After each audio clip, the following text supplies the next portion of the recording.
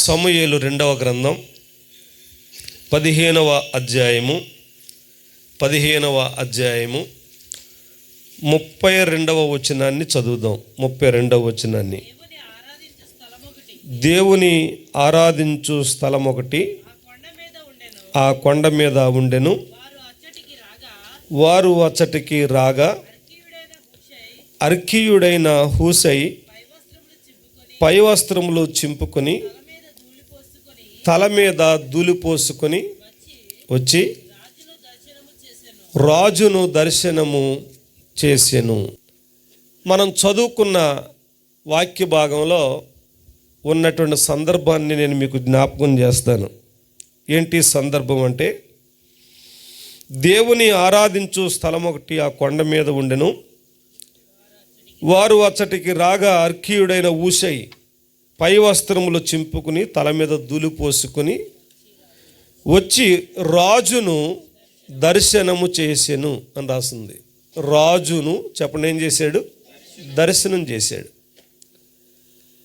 ఎవరు దర్శనం చేసినటువంటి వ్యక్తి అంటే హూషై అనే వ్యక్తి. రెండోసారి రాజు పేరు ఏంటోసారి చెప్పండి.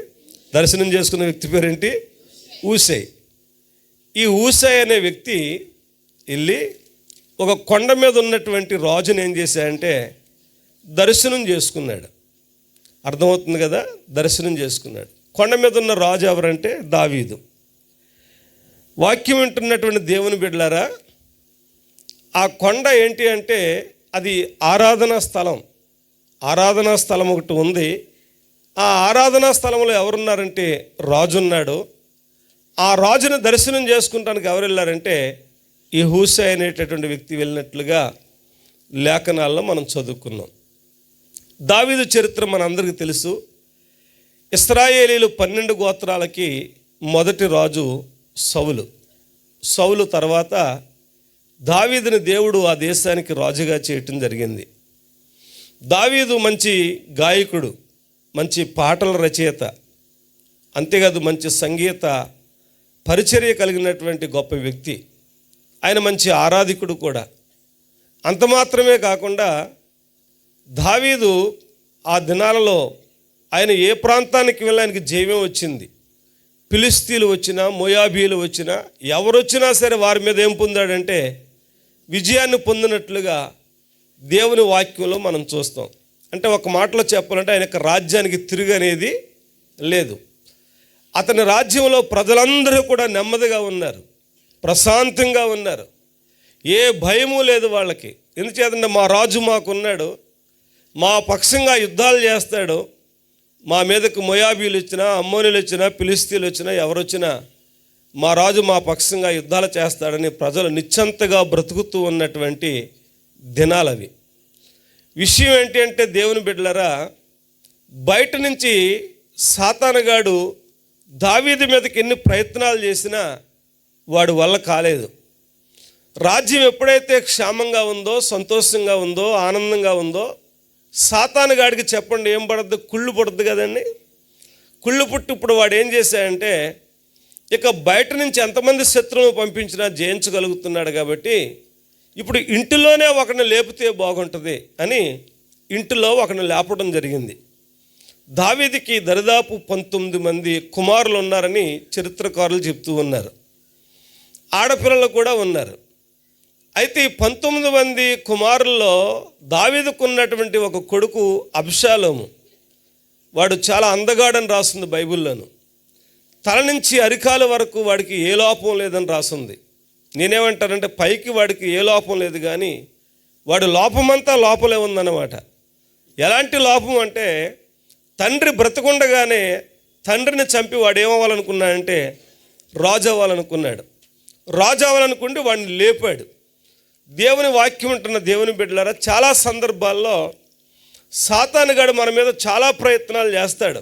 మన కుటుంబాలను పాడు చేయాలని, సంఘాలను పాడు చేయాలని, పట్టణాలను పాడు చేయాలని, సంసారాలను పాడు చేయాలని, అలాగే వ్యాపారాలు పాడు చేయాలని, ఉద్యోగాలు పాడు చేయాలని చాలా దాడులు చేస్తాడు. ఇక ఏ దాడికి మనం లొంగనప్పుడు వాడు చేసే పని ఏంటంటే ఇంటిలో నుంచి ఎవడో ఒకరు లేపుతాడు. ఇంట్లోనే తయారవుతాడు మన శత్రువు.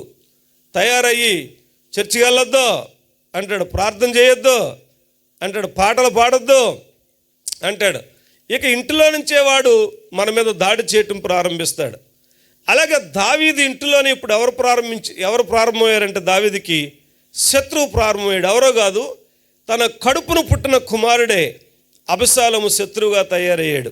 ఎలాంటి శత్రువు అంటే దావీదు దగ్గరికి ఎవరైనా వాళ్ళకున్నటువంటి వివాదాలు తీర్చుకోవటానికి వస్తూ ఉంటే ఈ అబషాలోము ఆల్రెడీ కొంతమంది సైన్యాన్ని ఏర్పాటు చేసుకుని ఆ గేటు దగ్గర నిలబడి దావీదు దగ్గరకు వస్తున్న వారిని పిలిచి, మీరు ఎక్కడికి వెళ్తున్నారు అని అడిగేవాడు. దావీదు గారి దగ్గరికి వెళ్తున్నాం, రాజుగారి దగ్గరికి వెళ్తున్నాం, మాకు పలానా సమస్య వచ్చింది, ఆ సమస్య కోసం తేల్చుకోవటం కోసం వెళ్తున్నామని చెప్పేవారు. చెప్తే అనేవాడు, దావీదు దగ్గర ఆలోచన చెప్పి మీకు న్యాయం తీర్చేవాళ్ళు అసలు ఎవరున్నారు అక్కడ? నేనే కనుక రాజునైతే నేను మీకు చక్కగా ఏం చేస్తానంటే న్యాయం తీరుస్తాను అని ఇలాంటి మాటలు చెప్తూ ఉండేవాడు.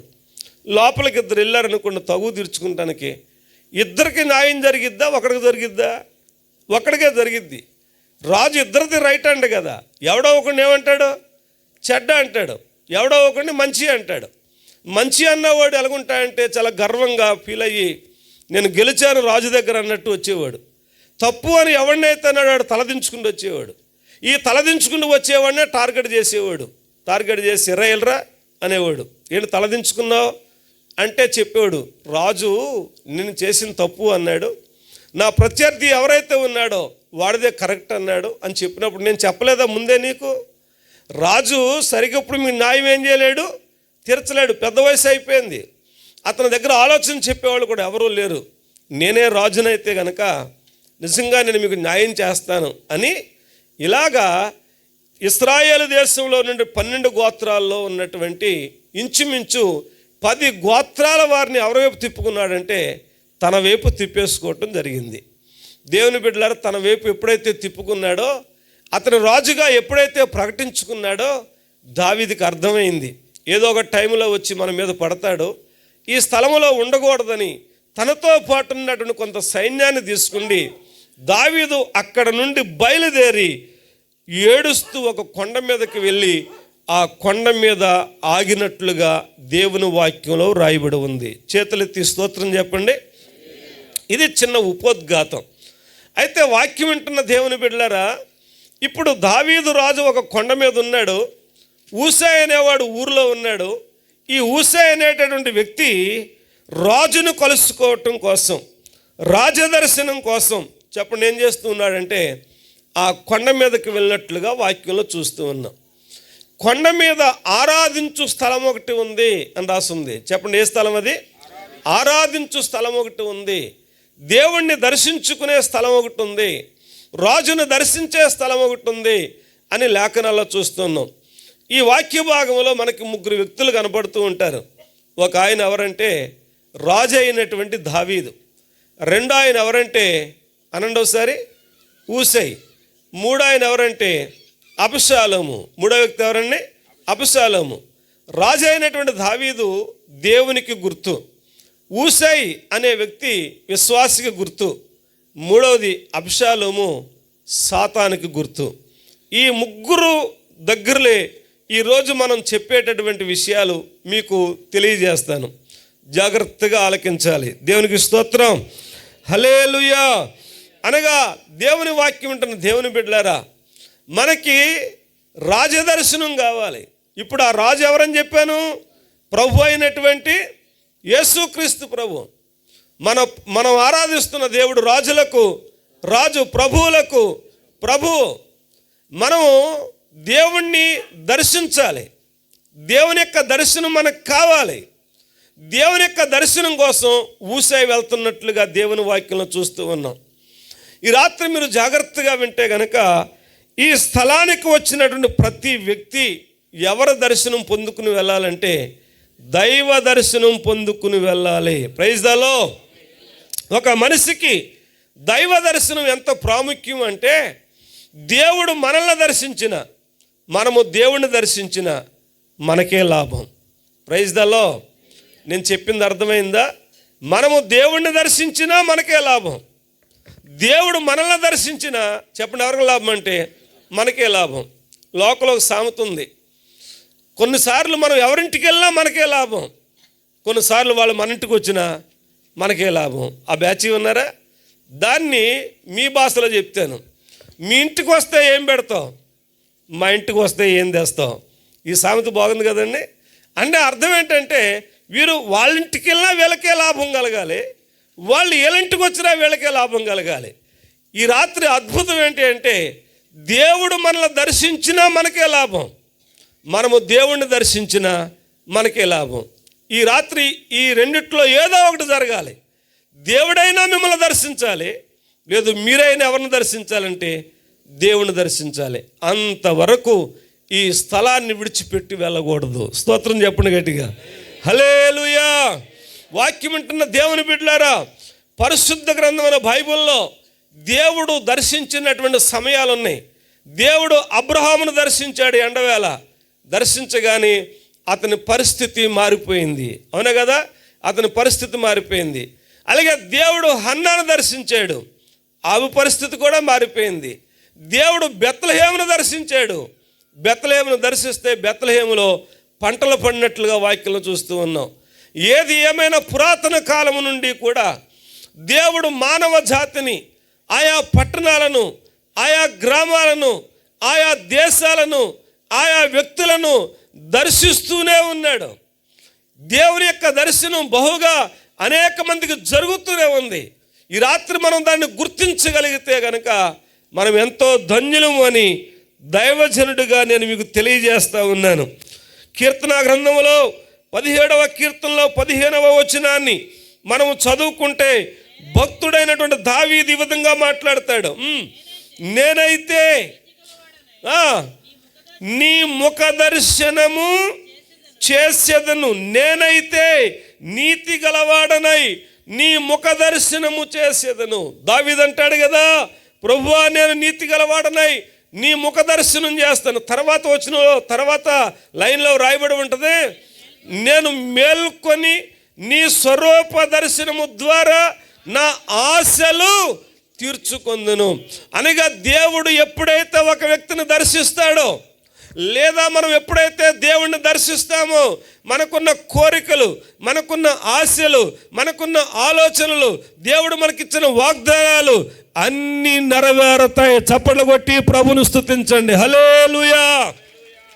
ఎన్నో ఆశలు ఉన్నాయి, మనకి ఎన్నో కోరికలు ఉన్నాయి, ఎన్నో ఆలోచనలు ఉన్నాయి, ఎన్నో అవసరాలు ఉన్నాయి, ఎన్నో అక్కర్లు ఉన్నాయి. వాక్యం వింటున్న దేవుని బిడ్డలారా, ఇవన్నీ మనకు జరగాలి అంటే, నెరవేరాలంటే, ఈ ఆశలు తీరాలి అంటే లేఖనాలు చెప్తూ ఉన్నాయి, నేను ఆయన ముఖ దర్శనం చేసుకోవటం ద్వారా, ఆయన స్వరూప దర్శనం ద్వారా నా ఆశలు తీర్చుకుంటాను అన్నాడు భక్తుడైన దావీదు. అనగా అర్థం ఏంటి అంటే ప్రతి వ్యక్తి కూడా తెల్లవారుజామున లేవగానే చెప్పండి ఎవరు ముఖ దర్శనం చేసుకోవాలంటే దేవుని ముఖ దర్శనం చేసుకోవాలి. మీకు అర్థం అవటం కోసం జరిగిన సంఘటనలు చెప్తాను. ఫెడరిక్ అనే ఒక రాజు ఉండేవాడు. ఆయన ఒక దేశాన్ని పరిపాలిస్తున్నటువంటి గొప్ప రాజు. ఆయన క్రైస్తవుడు, యేసు ప్రభువుని నమ్ముకున్నటువంటి వ్యక్తి. అయితే ఈ ఫెడరిక్ అనే రాజుకున్నటువంటి ఒక మంచి అలవాటు ఏంటంటే ఉదయం లేవగానే అతని కోసం ప్రజలు వేల మంది వచ్చి కూర్చుంటారు బయట ఆయన ఛాంబర్లో. వాళ్ళతో మాట్లాడక ముందు, వాళ్ళ ముఖాలు చూడక ముందు ఈ ఫెడరిక్ రాజుకున్నటువంటి ఆలోచన ఏంటంటే మొదటే దైవ దర్శనం చేసుకోవటం, దేవునితో మాట్లాడటం, దేవుని ముఖాన్ని చూడటం, ఇలాగ అతను అలవాటు చేసుకున్నాడు. అలవాటు చేసుకుని మొదటి గంట, మొదటి గడియ ఉదయం లేవగానే చెప్పండి ఎవరికి ఇచ్చేవాడంటే దేవునికి ఇస్తూ ఉండేవాడు. అలాగ రోజులు జరుగుతూ ఉన్నాయి. జరుగుతూ ఉండగా ఒకరోజు లేటుగా లేచాడు. లేటుగా ఎందుకు లేస్తారు చెప్పండి? లేటుగా పడుకుంటే లేటుగా లేస్తారు. లేటుగా ఎందుకు పడుకుంటారంటే వీళ్ళకి ఊరి మీద చాలా బాధ్యతలు ఉన్నాయి. అర్థం అవ్వలేదా? ఊరి మీద చాలా బాధ్యతలు ఉన్నాయి వీళ్ళకి. ఆ బాధ్యతలన్నీ నిర్వర్తించుకుని ఇంటికి వచ్చేటప్పటికి వీళ్ళకి ఎంత అవుతుంది టైం? 1 గంట 2 అవుద్ది. ఆ టైంలో పడుకుంటారు కాబట్టి చాలా ఇబ్బంది అన్నమాట. సరే, కొన్నిసార్లు మేము మీటింగ్స్ అయిపోయిన తర్వాత ఇంటికి వెళ్ళిపోతున్నప్పుడు ఓర్ను వర్షం కురుస్తూ ఉంటే మాకేనవుతుంది, ఎప్పుడు కొంపకెళ్ళిపోద్దారా, ఎప్పుడు పడుకుందారని మేము చూస్తుంటే సెల్ ఫోన్లు పెట్టుకుంటే దిక్కులేని వాళ్ళలాగా ఆ సూర్యుల కింద, ఆ బడ్డీ కొట్లు ఆ గేట్ల కింద నిలబడి ఏదో పైకి కిందకి చాలా సీరియస్గా మోడీ గారిని దించేయాలి ఎక్కేయాలన్నట్టుగా చాలా సీరియస్గా చూస్తుంటాడు. ఏం కర్మరా బాబు ఇది, ఏం దరిద్రం ఇది, పెందలకాడే పోవచ్చు కదా, ఓర్ని వర్షం పడుతుంటే అనిపిస్తూ ఉంటుంది. సరే లేటుగా ఎందుకు లెగిస్తారంటే లేటుగా పడుకోవటం బట్టి, పెందలకాడే పడుకుంటే ఎప్పుడు లేగొచ్చు, పెందలకాడ లేగొచ్చు. అయితే ఈయన రాజు కాబట్టి ఆ రాత్రి ఆయనకి ఏవో పనులు ఉంటాయి, మొత్తం మీద లేటుగా లేచాడు. లేటుగా లేచిన తర్వాత తొందరగా ప్రెస్అప్ అయిపోయి ఆయన ఛాంబర్లోకి వెళ్ళిపోవడానికి సిద్ధపడిపోయాడు. ఈలోపు అక్కడ ఉన్నటువంటి పనులు ఏం చేస్తారంటే, సార్ టిఫిన్ చేసి వెళ్ళిపోండి, మళ్ళీ మీరు బయటకు వెళ్తే లోపల రావటం కుదరదనేసి కూర్చోబెట్టి ఆ డైనింగ్ టేబుల్ దగ్గర ఈయనకి టిఫిన్ పెట్టారు. టిఫిన్ పెట్టేటప్పటికి ప్రార్థన చేసుకోవాలి కదా, మనం ఏందన్నా ఏం చేసుకోవాలి, మాట్లాడండి ఒకసారి, ఏం చేసుకోవాలి, ఎందుకు చేసుకోవాలి ప్రార్థన? చాలామంది చేసుకోరు, మామూలుగా దొంగ కుక్కలు తింటుంటారు కొంతమంది, దొరికితే పాపమండి ఇక అలోపోలో మనం తింటనే. ఎప్పుడు అలా చేయకూడదు. దేవుడు మనకి ఏమిచ్చినా ఏం చేయాలి, ప్రార్థనే చేసుకోవాలి. అయితే ఈ రోజున క్రైస్తవులుగా మన ముందుకు ఏదొచ్చినా, మనం ఏది తీసుకున్నా సరే దానికి ప్రార్థన అనేది చాలా అవసరం. ఈ ఫెడరిక్ అనే రాజు కూడా ప్రార్థన చేసుకుంటూ ఉన్నాయంటండి. అప్పుడు అనిపించిందంట, నువ్వు తినటానికి ప్రార్థన చేసుకున్నావు కానీ ఉదయమే నువ్వు నా ముఖ దర్శనం చేసుకోలేదు, ఉదయమే నువ్వు నాతో మాట్లాడలేదు, మొదటి గడియ నాకు ఇవ్వలేదు, మొదటి గంట నాకు ఇవ్వలేదని వెంటనే ఆలోచన రాగానే నాకు టిఫిన్ ముఖ్యం కాదు, దేవునితో సహవాసం ముఖ్యమని మరలా గదిలోనికి వెళ్ళిపోయి గదిలో దేవునితో సంభాషణ చేసి దేవుని ముఖ దర్శనం జరిగిన తర్వాత అప్పుడు వచ్చి టిఫిన్ పెట్టమన్నాడంటండి. ఆ టిఫిన్ తినటానికి ఓపెన్ చేసేసరికి అందులో ఒక బుద్ధింక చచ్చిపోయింది. వెంటనే అక్కడ ఉన్నటువంటి పనివాళ్ళు కంగారు పడి, సార్ వేరే దాంట్లో మీకు పెడతాం, వేరే తీసి పెడతాం అనేసి బుద్ధింక పడేసి అక్కడ ఉన్నటువంటి ఆ కుక్కకి ఉన్నటువంటి ఆ టిఫిన్ పెడితే కుక్క తింటూ ఉండగానే నురగల గొక్కుని చచ్చిపోయిందండి. చచ్చిపోగానే రాజు గుండె అవిసిపోయింది. ఏం జరిగింది అంటే, తన దగ్గరున్నటువంటి పనోళ్ళకి కొంత సొమ్మిచ్చి పరాయి రాజును చంపడానికి తన తినే ఆహారంలో విషప్రయోగం చేశారు. ఆ విషప్రయోగం చేయటం బట్టి ఈ రాజును చంపాలని ప్రయత్నం చేశారు. దేవుని అద్భుతం ఏంటి అంటే, ఇతడు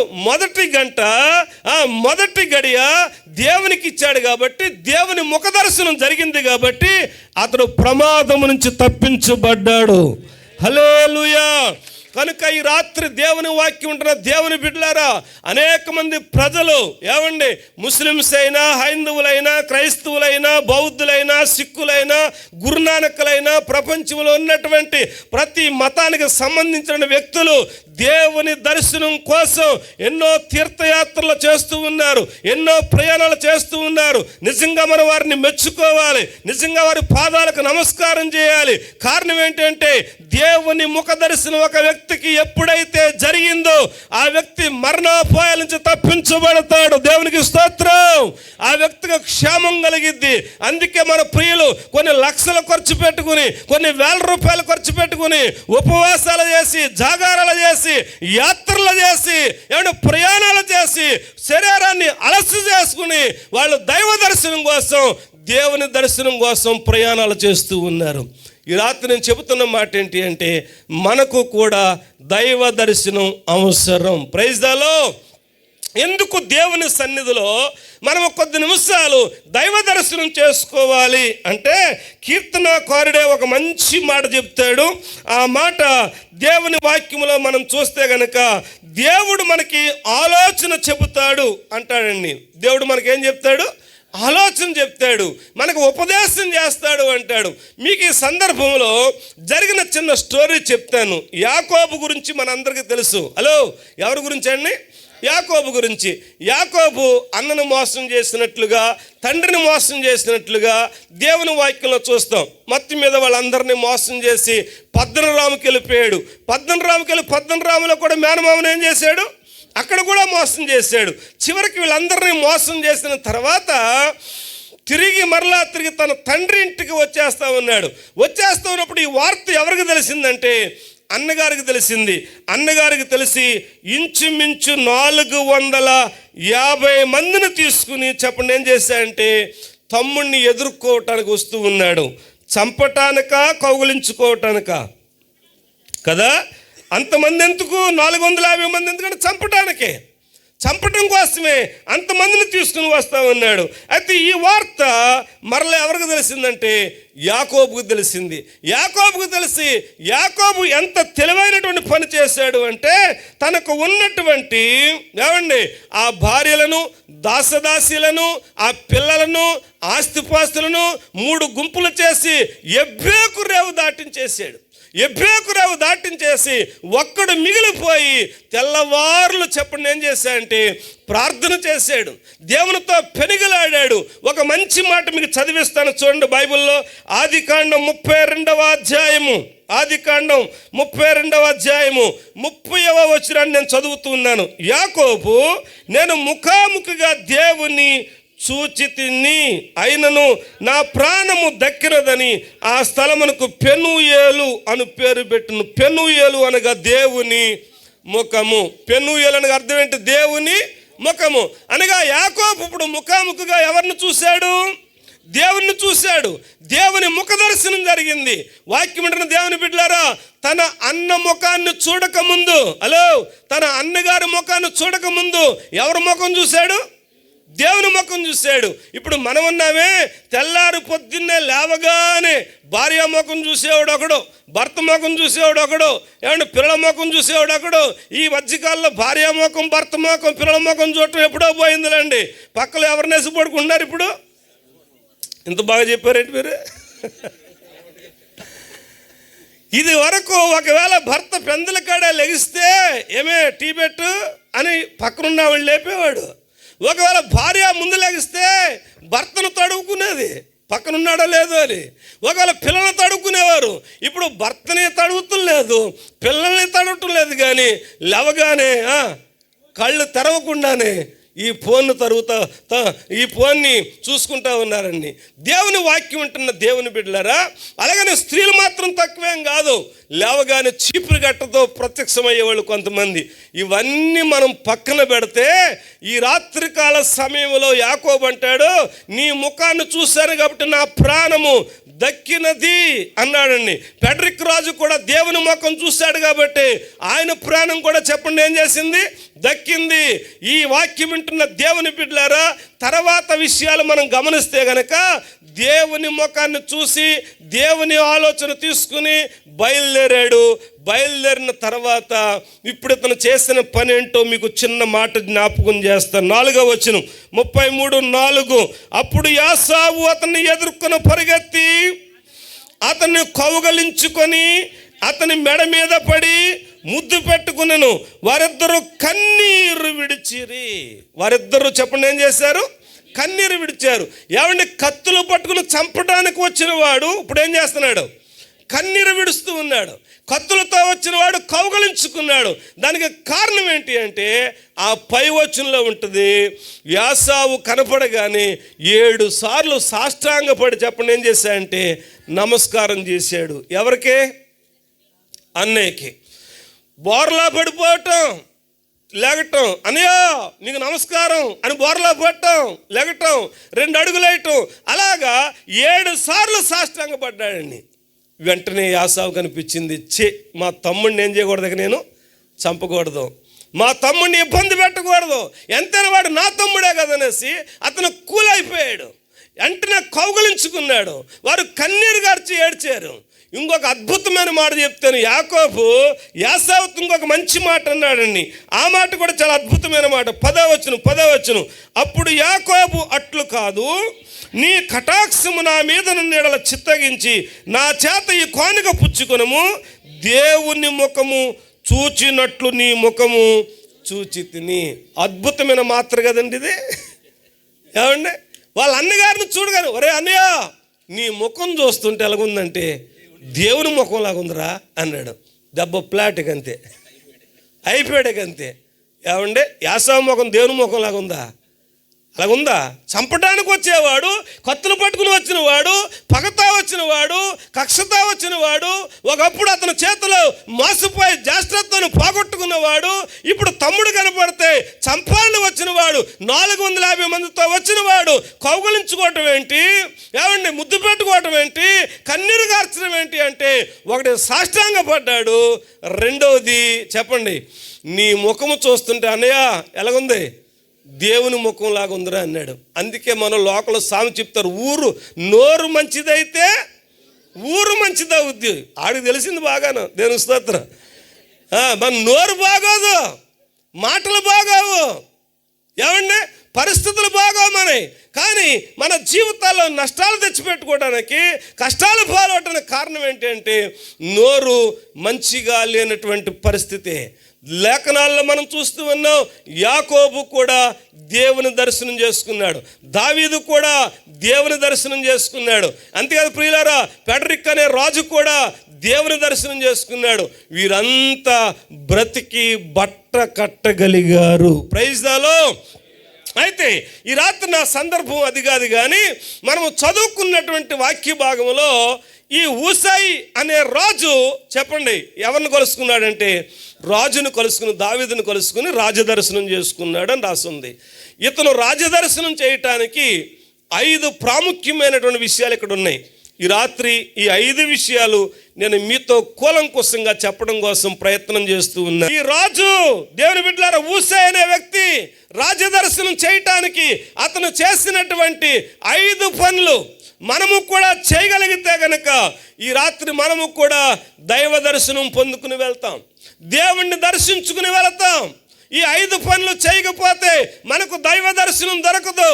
నువ్వు ఎంత స్థలానికి వెళ్ళినా, ఎన్ని ప్రాంతాలకు వెళ్ళినా, ఎన్ని లక్షల రూపాయలు ఖర్చు పెట్టినా, దేవుని బిడ్డలారా ఎన్ని ఉపవాసాలు ఉన్నా, ఎన్ని జాగారాలు చేసినా నీకు దైవ దర్శనం దొరకాలి అంటే గనక ఊసాయి అనే రాజు చేసినటువంటి ఈ 5 పనులు మనము చెయ్యాలని ఈ రాత్రి నేను మీకు మనవి చేస్తూ ఉన్నాను. ఒక్కొక్కటి చెప్తాను, జాగ్రత్తగా ఆలకించండి. మొట్టమొదటిగా ఊసై అనే మాటకు అర్థం ఏంటి అంటే పరిగెత్తువాడు అని అర్థం. ఊసై అనే మాటకు అర్థం ఏంటి? పరిగెత్తువాడు. ఎక్కడికి పరిగెడుతున్నాడు ఈ వ్యక్తి అంటే ఆరాధించు స్థలం ఒకటి ఉంది. హలో, ఏ స్థలం ఉంది? ఆరాధించు స్థలం ఉంది. ఆ కొండ మీద ఆరాధించు స్థలం ఉంది. ఆ స్థలంలో ఎవరున్నారు? రాజున్నాడు. ఆ స్థలంలో ఎవరున్నారు? రాజున్నాడు. అంటే దేవుడు ఎక్కడుంటాడంటే ఎక్కడైతే ఆరాధన చేస్తారో చెప్పండి అక్కడ దేవుడు ఉంటాడు. Praise the lord. అర్థమవుతుంది నేను చెప్పే మాట. ఎక్కడైతే ఆరాధన ఉంటుందో చెప్పండి అక్కడ ఎవరుంటారు? దేవుడు ఉంటాడు. ఇప్పుడు ఆరాధించే కొండ మీద రాజున్నాడు.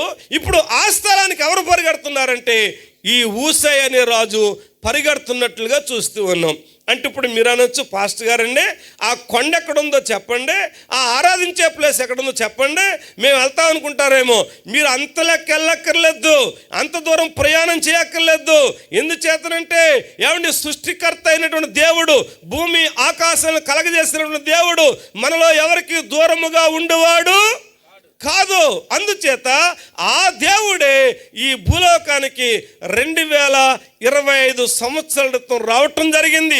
వచ్చినటువంటి దేవుడు 3.5 సంవత్సరాలు రాజ్య సువార్తను ప్రకటించాడు, దెయ్యాలను వెళ్ళగొట్టాడు, ఎంతోమంది రోగులను స్వస్థపరిచాడు, చనిపోయిన వారిని లేపాడు, ఎన్నో కుటుంబాలను కలిపాడు, పరలోక రాజ్యాన్ని కూర్చున్నటువంటి విషయాలు బోధించాడు. మరలా తిరిగి ఆయన పరలోక రాజ్యానికి వెళ్ళిపోయాడు. వెళ్ళిపోయిన తర్వాత ఆయన భక్తులైన వారు యెరూషలేములో ఏమంటే ఒక ఇంటిలో కూడుకుని వాళ్ళు ప్రార్థన చేస్తూ ఉండగా పరిశుద్ధాత్ముడి భూమి మీదకు వచ్చాడు. భూమి మీదకు వచ్చినప్పుడు అక్కడ ఉన్నటువంటి ప్రజల్లో ఏమంటే కొంతమంది బాప్తిసం పొందారు, 3000 మంది. అలాగ ప్రారంభించబడింది సంఘం. 2వ అధ్యాయం మొదటి వచనం అదంతా అక్కర్లేదు. 7 నక్షత్రములు తన కుడి చేత పట్టుకుని 7 దీపస్తంభముల మధ్య సంచరించువాడు చెప్పు సంగతులు ఏవనగా. ప్రియులారా, 7 నక్షత్రములు తన కుడి చేత పట్టుకుని 7 దీపస్తంభముల మధ్య సంచరించువాడు. ఆ 7 దీపస్తంభాలు ఏంటి అంటే దేవుని సంఘాలు. దేవుని వాక్యం అంటున్న స్నేహితులారా, భూమి మీద దేవుడు తన సంఘాన్ని స్థాపించాడు. ఆ సంఘములో చెప్పండి ఆయన ఏం చేస్తూ ఉన్నాడంటే సంచరిస్తూ ఉన్నాడు. అదే ఆయన చెప్పాడు, ఎక్కడైతే నా నామం పేరట 2-3 కూడా ప్రార్థన చేస్తారో వారి మధ్యలో ఉంటా అని చెప్పాడు. అనగా ఒక సంఘముగా, ఒక మందిరములో మనం అందరం చేరి ఆయన్ని ఆరాధిస్తూ ఉన్నప్పుడు, ఆయన్ని స్తుతిస్తూ ఉన్నప్పుడు, ఆయన్ని గణపరుస్తూ ఉన్నప్పుడు, ఆయన మహిమపరుస్తూ ఉన్నప్పుడు ఆ స్థలములో రాజులకు రాజైన, ప్రభులకు ప్రభు అయిన దేవుడు వచ్చి ఆసీనుడవుతాడు. చప్పట్లు కొట్టండి యేసయ్యకి. హల్లెలూయా. ఆ స్థలానికి మనం వెళ్ళాలంటండి. ఆ స్థలానికి మనం ఏం చేయాలి? వెళ్ళాలి. ఇదే కొత్తగూడెంలో దైవ సేవకుల ద్వారా ఏర్పాటు చేయబడినటువంటి ఒక మందిరం ఉంది. ఆ మందిరం అది ఆరాధనా స్థలం. హలో, అది ఏ స్థలం? అది ఆరాధనా స్థలం. ఆ ఆరాధనా స్థలములో భక్తులైన వారు వెళ్ళి కూడి వాళ్ళు ప్రార్థనలు చేస్తూ ఉన్నప్పుడు, స్తుతిస్తూ ఉన్నప్పుడు, దేవుణ్ణి మహిమపరుస్తూ ఉన్నప్పుడు ఇశ్రాయేలు చేయు స్తోత్రాల మీద ఆసీనుడనై ఉంటారని సెలవిచ్చినటువంటి యేసయ్య మన మధ్యలోనికి వచ్చి చెప్పండి ఆయన ఏమవుతారంటే ఆసీనుడవుతాడు.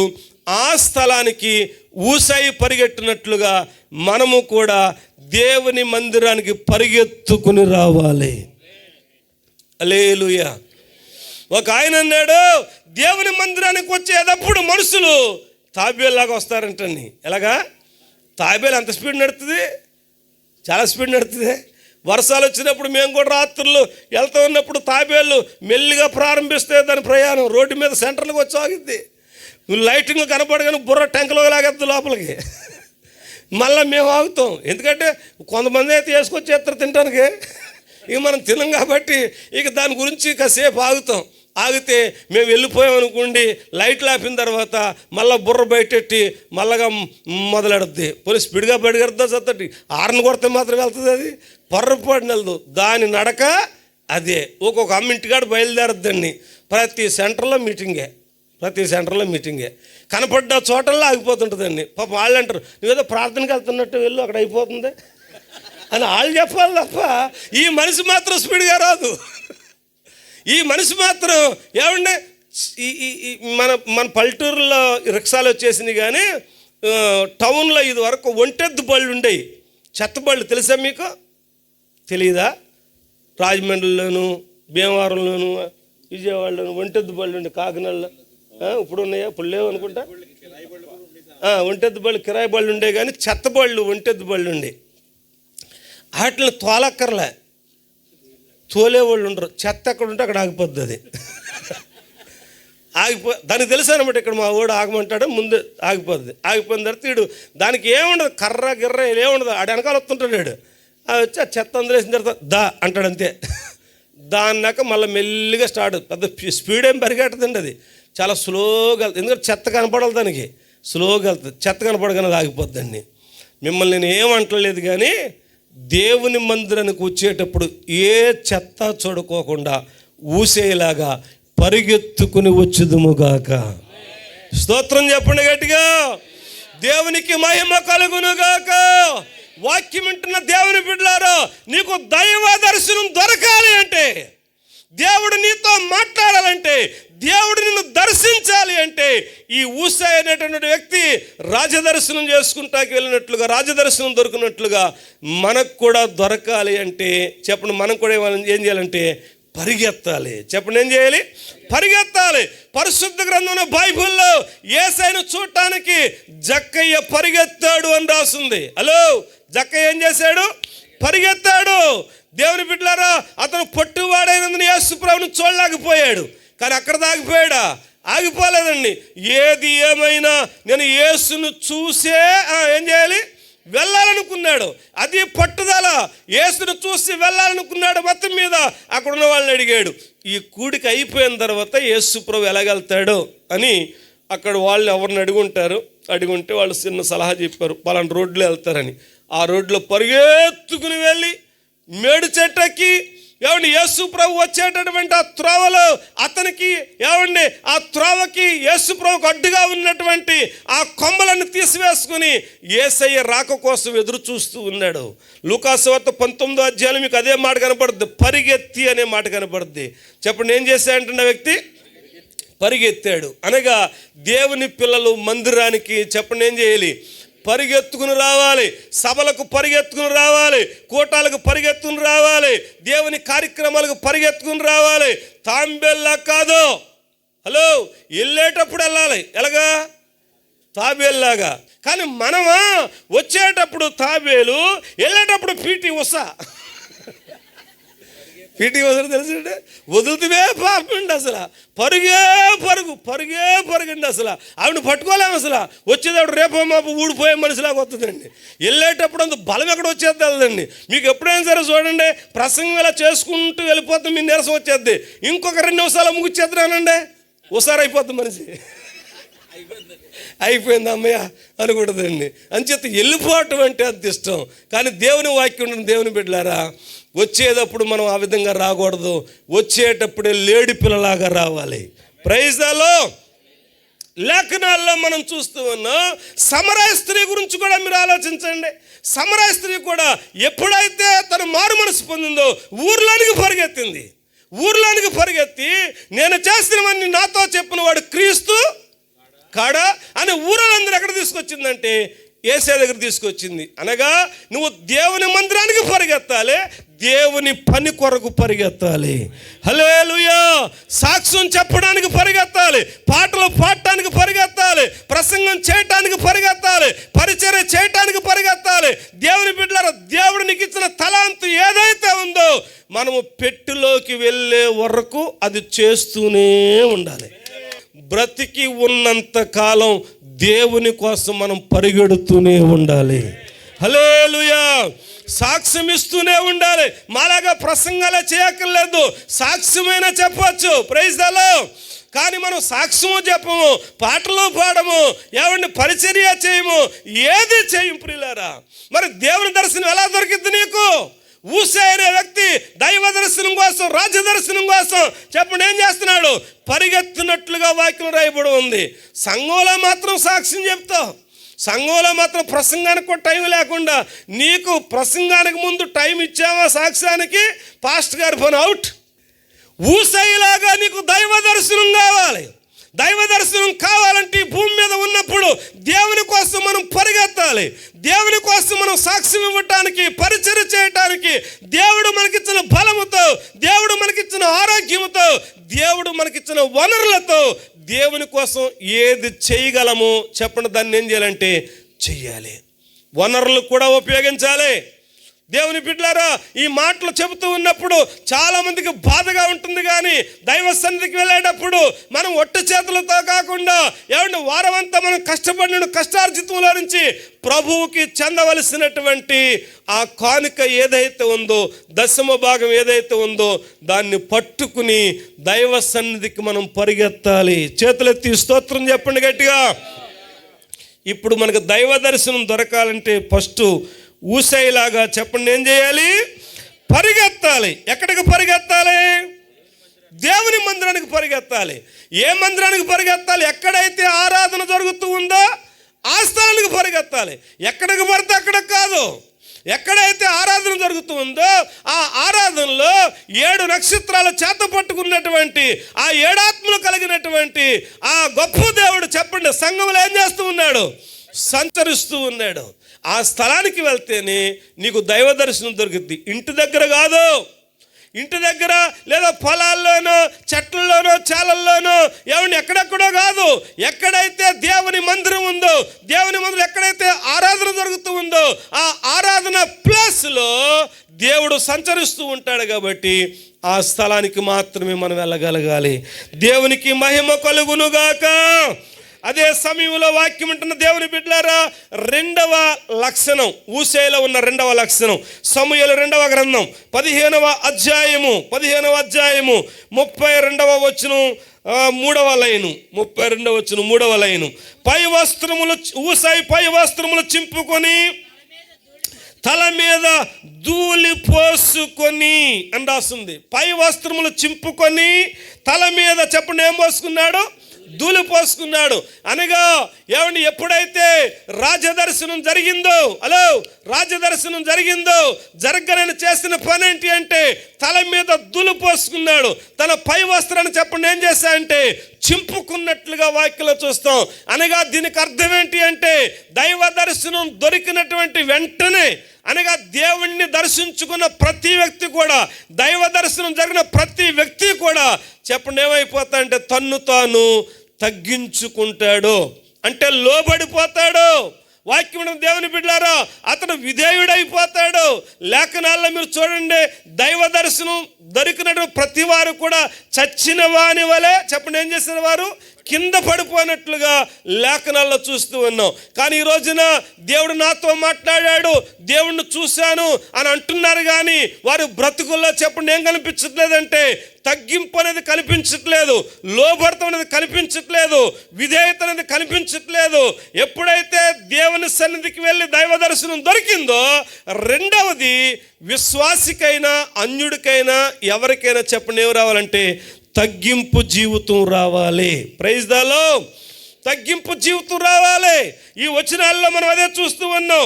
అతడు కన్నేళ్లతో ఏమండి పై వస్త్రాన్ని చింపుకుని తల మీద దులిపోసుకుని అతడు దేవుణ్ణి దర్శించుకున్నట్లుగా లేఖనాల్లో మనం చూస్తూ ఉన్నాం. అనగా అర్థం ఏంటంటే తన హృదయాన్ని కుమ్మరించుకున్నాడు. ఎందుకు దేవుని సన్నిధిలో మన హృదయాన్ని కుమ్మరించుకోవాలి?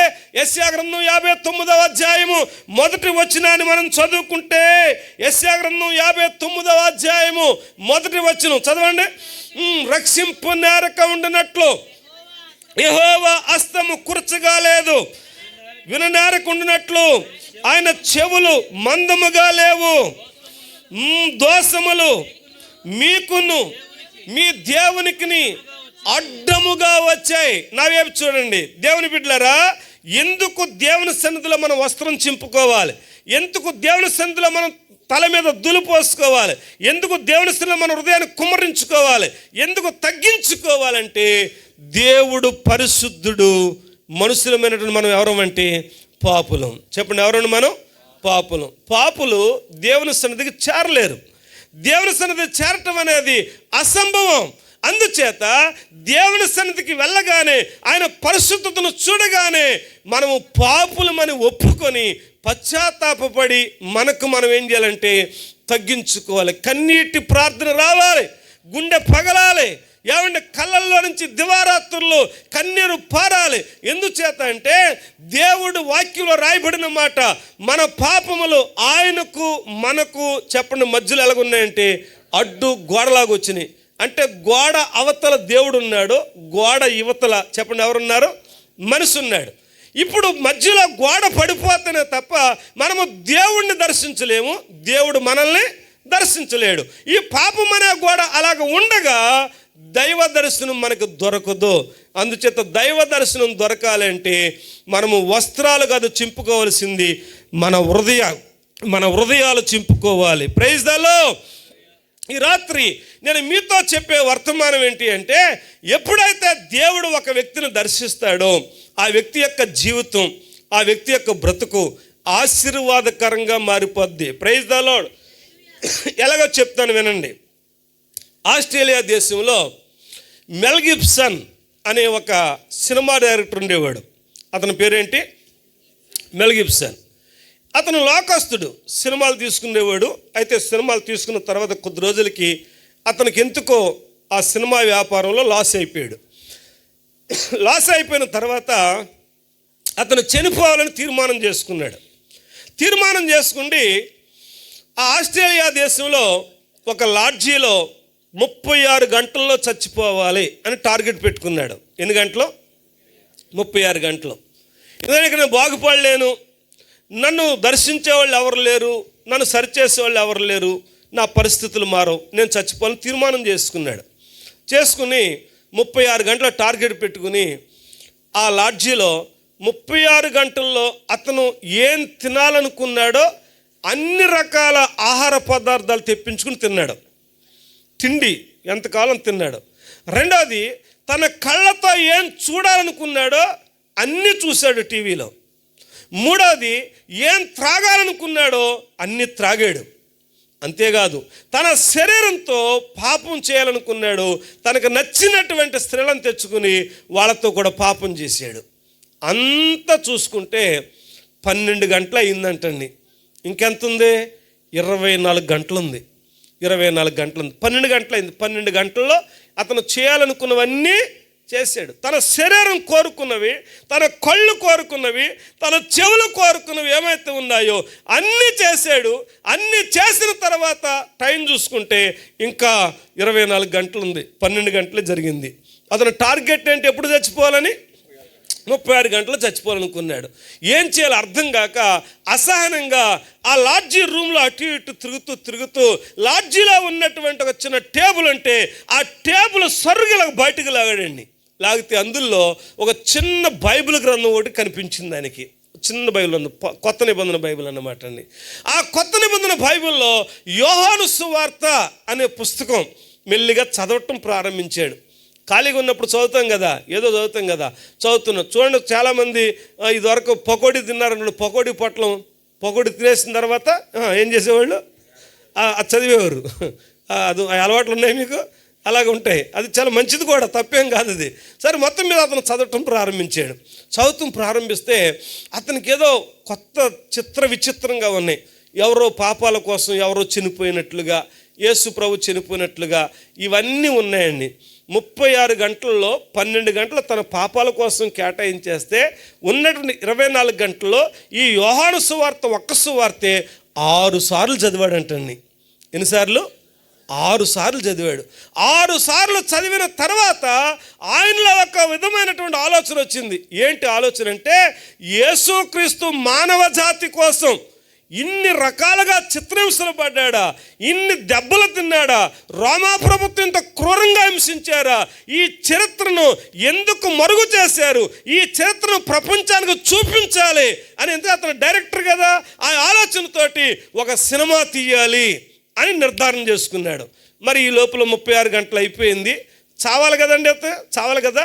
36 గంటలు అయ్యే లోపల అతనికి ఏమనిపించిందంటే, ఆల్రెడీ నా పాపముల కోసం, నా శాపముల కోసం, నా అపరాధాల కోసం ఒక వ్యక్తి చనిపోయాడు కాబట్టి నాకు మారుగా నేను చావను, ఆయన మరణం గురించి ప్రజలకు చూపిస్తాను అని డైరెక్టర్గా సినిమా తీయటం ప్రారంభించాడు. హల్లెలూయా. బయటకు వచ్చి తన ఫ్రెండ్స్తో మాట్లాడంట, రే నేను ఏదో ఒక పుస్తకం చదివాను, ఆ పుస్తకంలో యోహాను అనేటువంటి ఒక చిన్న గ్రంథం ఉంది. ఆ గ్రంథంలో యేసు ప్రభు అనే వ్యక్తి గురించి చదివాను. ఆ యేసు ప్రభు అనే వ్యక్తి ఎక్కడో పాలస్తీనా దేశంలో బెత్లెహేములో పుట్టి ఆ యెరూషలేములో ఆయన సిలువేయబడ్డాడంట. రోమా సైన్యం ద్వారా చిత్రహింసలు చేయబడ్డాడంట. ఆయన మనుషులందరి కోసం చెప్పండి ఏం చేయబడ్డాడు? మరణించాడంట. ఆ స్టోరీ నాకు ఇంట్రెస్ట్గా ఉంది. కేవలం ఆయన చివర పడినటువంటి ఆ బాధలు ఏమైతే ఉన్నాయో, కష్టాలు ఏమైతే ఉన్నాయో, ఆ శిలువ శ్రమలు ఏమైతే ఉన్నాయో అంతవరకే సినిమా తీయాలనుకుంటున్నాను అన్నాడంటండి తన కో డైరెక్టర్లు వాళ్ళతోటి. వాళ్ళు అన్నారంట, పాటలు ఎన్ని ఉంటాయి, ఫైటింగ్లు ఎన్ని ఉంటాయి, హీరోయిన్లు ఎంతమంది ఉంటారు అన్నారంటండి. అరే పిచ్చోడా, ఈ సినిమాలో హీరోయిన్లు ఉండరు, ఫైటింగ్లు ఉండవు, పాటలు ఉండవు, అలాగే డైలాగులు జోకులు గట్టే ఉండవు అన్నాను. వాళ్ళు అన్నారండి, ఇప్పటికే నువ్వు నాశనం అయిపోయావు, ఇప్పటికే నువ్వు అదో పాత్రలకు వెళ్ళిపోయావు, మళ్ళా ఆయన చరిత్ర తలకెక్కించి ఇంకా అప్పులు చేసి నువ్వు ఇంకా నాశనం అయిపోతావు. ఎందుచేత సినిమా అంటే ఒక పాట ఉండాలి, ఒక ఫైటింగ్ ఉండాలి, ఏదో జోకులు ఉండాలి, ఇవన్నీ లేకపోతే సినిమాలు చూడరా అని చెప్పారంటే, నువ్వెన్నైనా చెప్పు, నేను ఆయన మరణపు విషయాలు ఏమి అద్భుతాలు కూడా కాదు, ఆయన మరణపు విషయం ఏదైతే ఉందో దానిని మాత్రమే ప్రపంచానికి చూపిస్తాను అని మొత్తం మీద ఎవరో ఒక వ్యక్తిని, ఒక యాక్టర్ని పట్టుకుని అతను యేసు ప్రభు కింద యాక్ట్ చేయమని చెప్పేసి మొత్తం మీద ఆ సినిమా తీసాడు. దాని పేరే ది ప్యాషన్ ఆఫ్ క్రైస్ట్. ఆ సినిమా తీసి ప్రపంచానికి చూపించాడండి. నమ్మండి దేవుని బిడ్డలారు, నేను చెప్పే మాటలు మీరు యూట్యూబ్లోకి వెళ్ళి గూగుల్లోకి వెళ్ళి అడిగినా సరే చూపిస్తాయని చెప్తాయండి. ఆ cinema the passion of Christ అనే సినిమా యావత్తు ప్రపంచం చూసింది. అంతేకాదు సౌదీ అరేబియాలో పొరపాటును కూడా యేసుక్రీస్తు యొక్క సువార్తను వారు అనుమతించరు. అలాంటి వ్యక్తులు కూడా ఆ దేశ ప్రభుత్వానికి సంబంధించినటువంటి రాజులు ఎవరైతే ఉన్నారో, అవునా యేసు ప్రభుని రోమా సైనికులు అంత ఇదిగా చిత్రహింసలు చేశారా, మేము కూడా మా దేశంలో మా సొంత డబ్బులతోటి మా ప్రజలకు ఒక్కసారి ఆ సినిమా చూపిస్తామని సౌదీ అరేబియా రాజులు కూడా ది ప్యాషన్ ఆఫ్ క్రైస్ట్ అనే పిక్చర్ని వాళ్ళ దేశంలో ఉచితంగా చూపించడం జరిగిందండి. విషయం ఏంటి అంటే, ఇతనుకున్న అప్పులన్నీ తీరిపోయి ఆ సినిమాతోటి ఇంకా సంపాదించుకున్నాడు.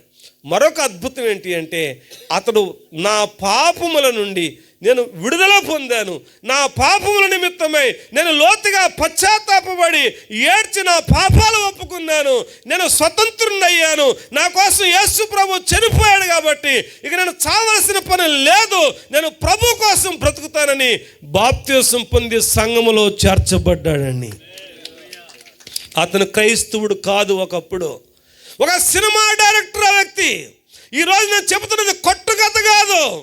ఏమండి, ఎక్కడో ఏదో జరిగింది అని నేను చెప్పటం లేదు. మీరు యూట్యూబ్లోకి వెళ్ళి చూసుకుంటే ఇప్పుడు నేను చెప్పింది మీకు అర్థమవుద్ది. ఆ పిక్చర్ ఇప్పటికి ఇంకా ప్రజలకు అందుబాటులో ఉందండి. అది చరిత్ర, అది కాదంటానికి లేదండి. అంచేత ఈ రాత్రికాల సమయంలో నేను మీతో చెప్తున్న మాట ఏంటంటే, దైవ దర్శనం కావాలనుకున్న ప్రతి వ్యక్తి కూడా పశ్చాత్తాపపడి తన్ను తాను తగ్గించుకోవాలి. Praise the lord. అందుకే దేవుని దగ్గర చెప్పులు లేకుండా వెళ్ళటం అంటే అర్థం ఏంటి? తగ్గించుకోవటం. ఏమండి, వారు మడి తడి వస్త్రాలు తేల్తామంటే కారణం ఏంటి? తగ్గించుకోవటం. గుడి చుట్టూ ప్రదక్షిణలు చేయటం అంటే తగ్గించుకోవటం. పొర్ల దండాలు పెట్టడం అంటే తగ్గించుకోవటం. లెంపలంచుకుంటాం అంటే తగ్గించుకోవటం.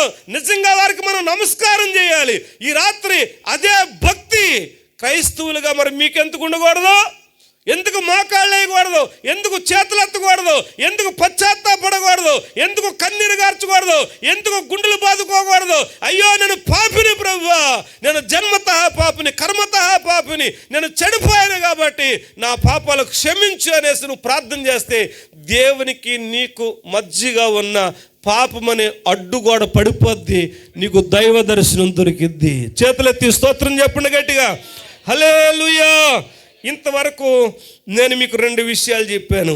మొట్టమొదటిది ఏంటి అంటే చెప్పాలి, పరిగెత్తాలి. ఎక్కడికి పరిగెత్తాలి? ఆరాధనా స్థలం మందిరానికి పరిగెత్తుకు రావాలి. పరిగెత్తుకుని వచ్చేటప్పుడు ఎలా రావాలి? సిద్ధపరచబడిన కానుకతోటి మనం పరిగెత్తుకు రావాలి. రెండవది, వచ్చిన మనం చెప్పండి ఏం చేయాలంటే పోజులు కొట్టకూడదు. చాలామంది గర్నగా ఉంటారండి. 2 దేవాలయానికి వెళ్ళారు, తెలుసుగా మనకి, మాకు తెల్లదండి మీ అక్కడ లేవండి అనకండి. బైబిల్లో రాసింది కదా, ఒకడు సుంకరి, ఒకడు పరిసేయుడు. 2లో ఒకడు లోపల డైరెక్ట్గా వెళ్ళిపోయాడు. లోపలికి వెళ్ళిపోయినాడు వాడు పరిసేయుడు.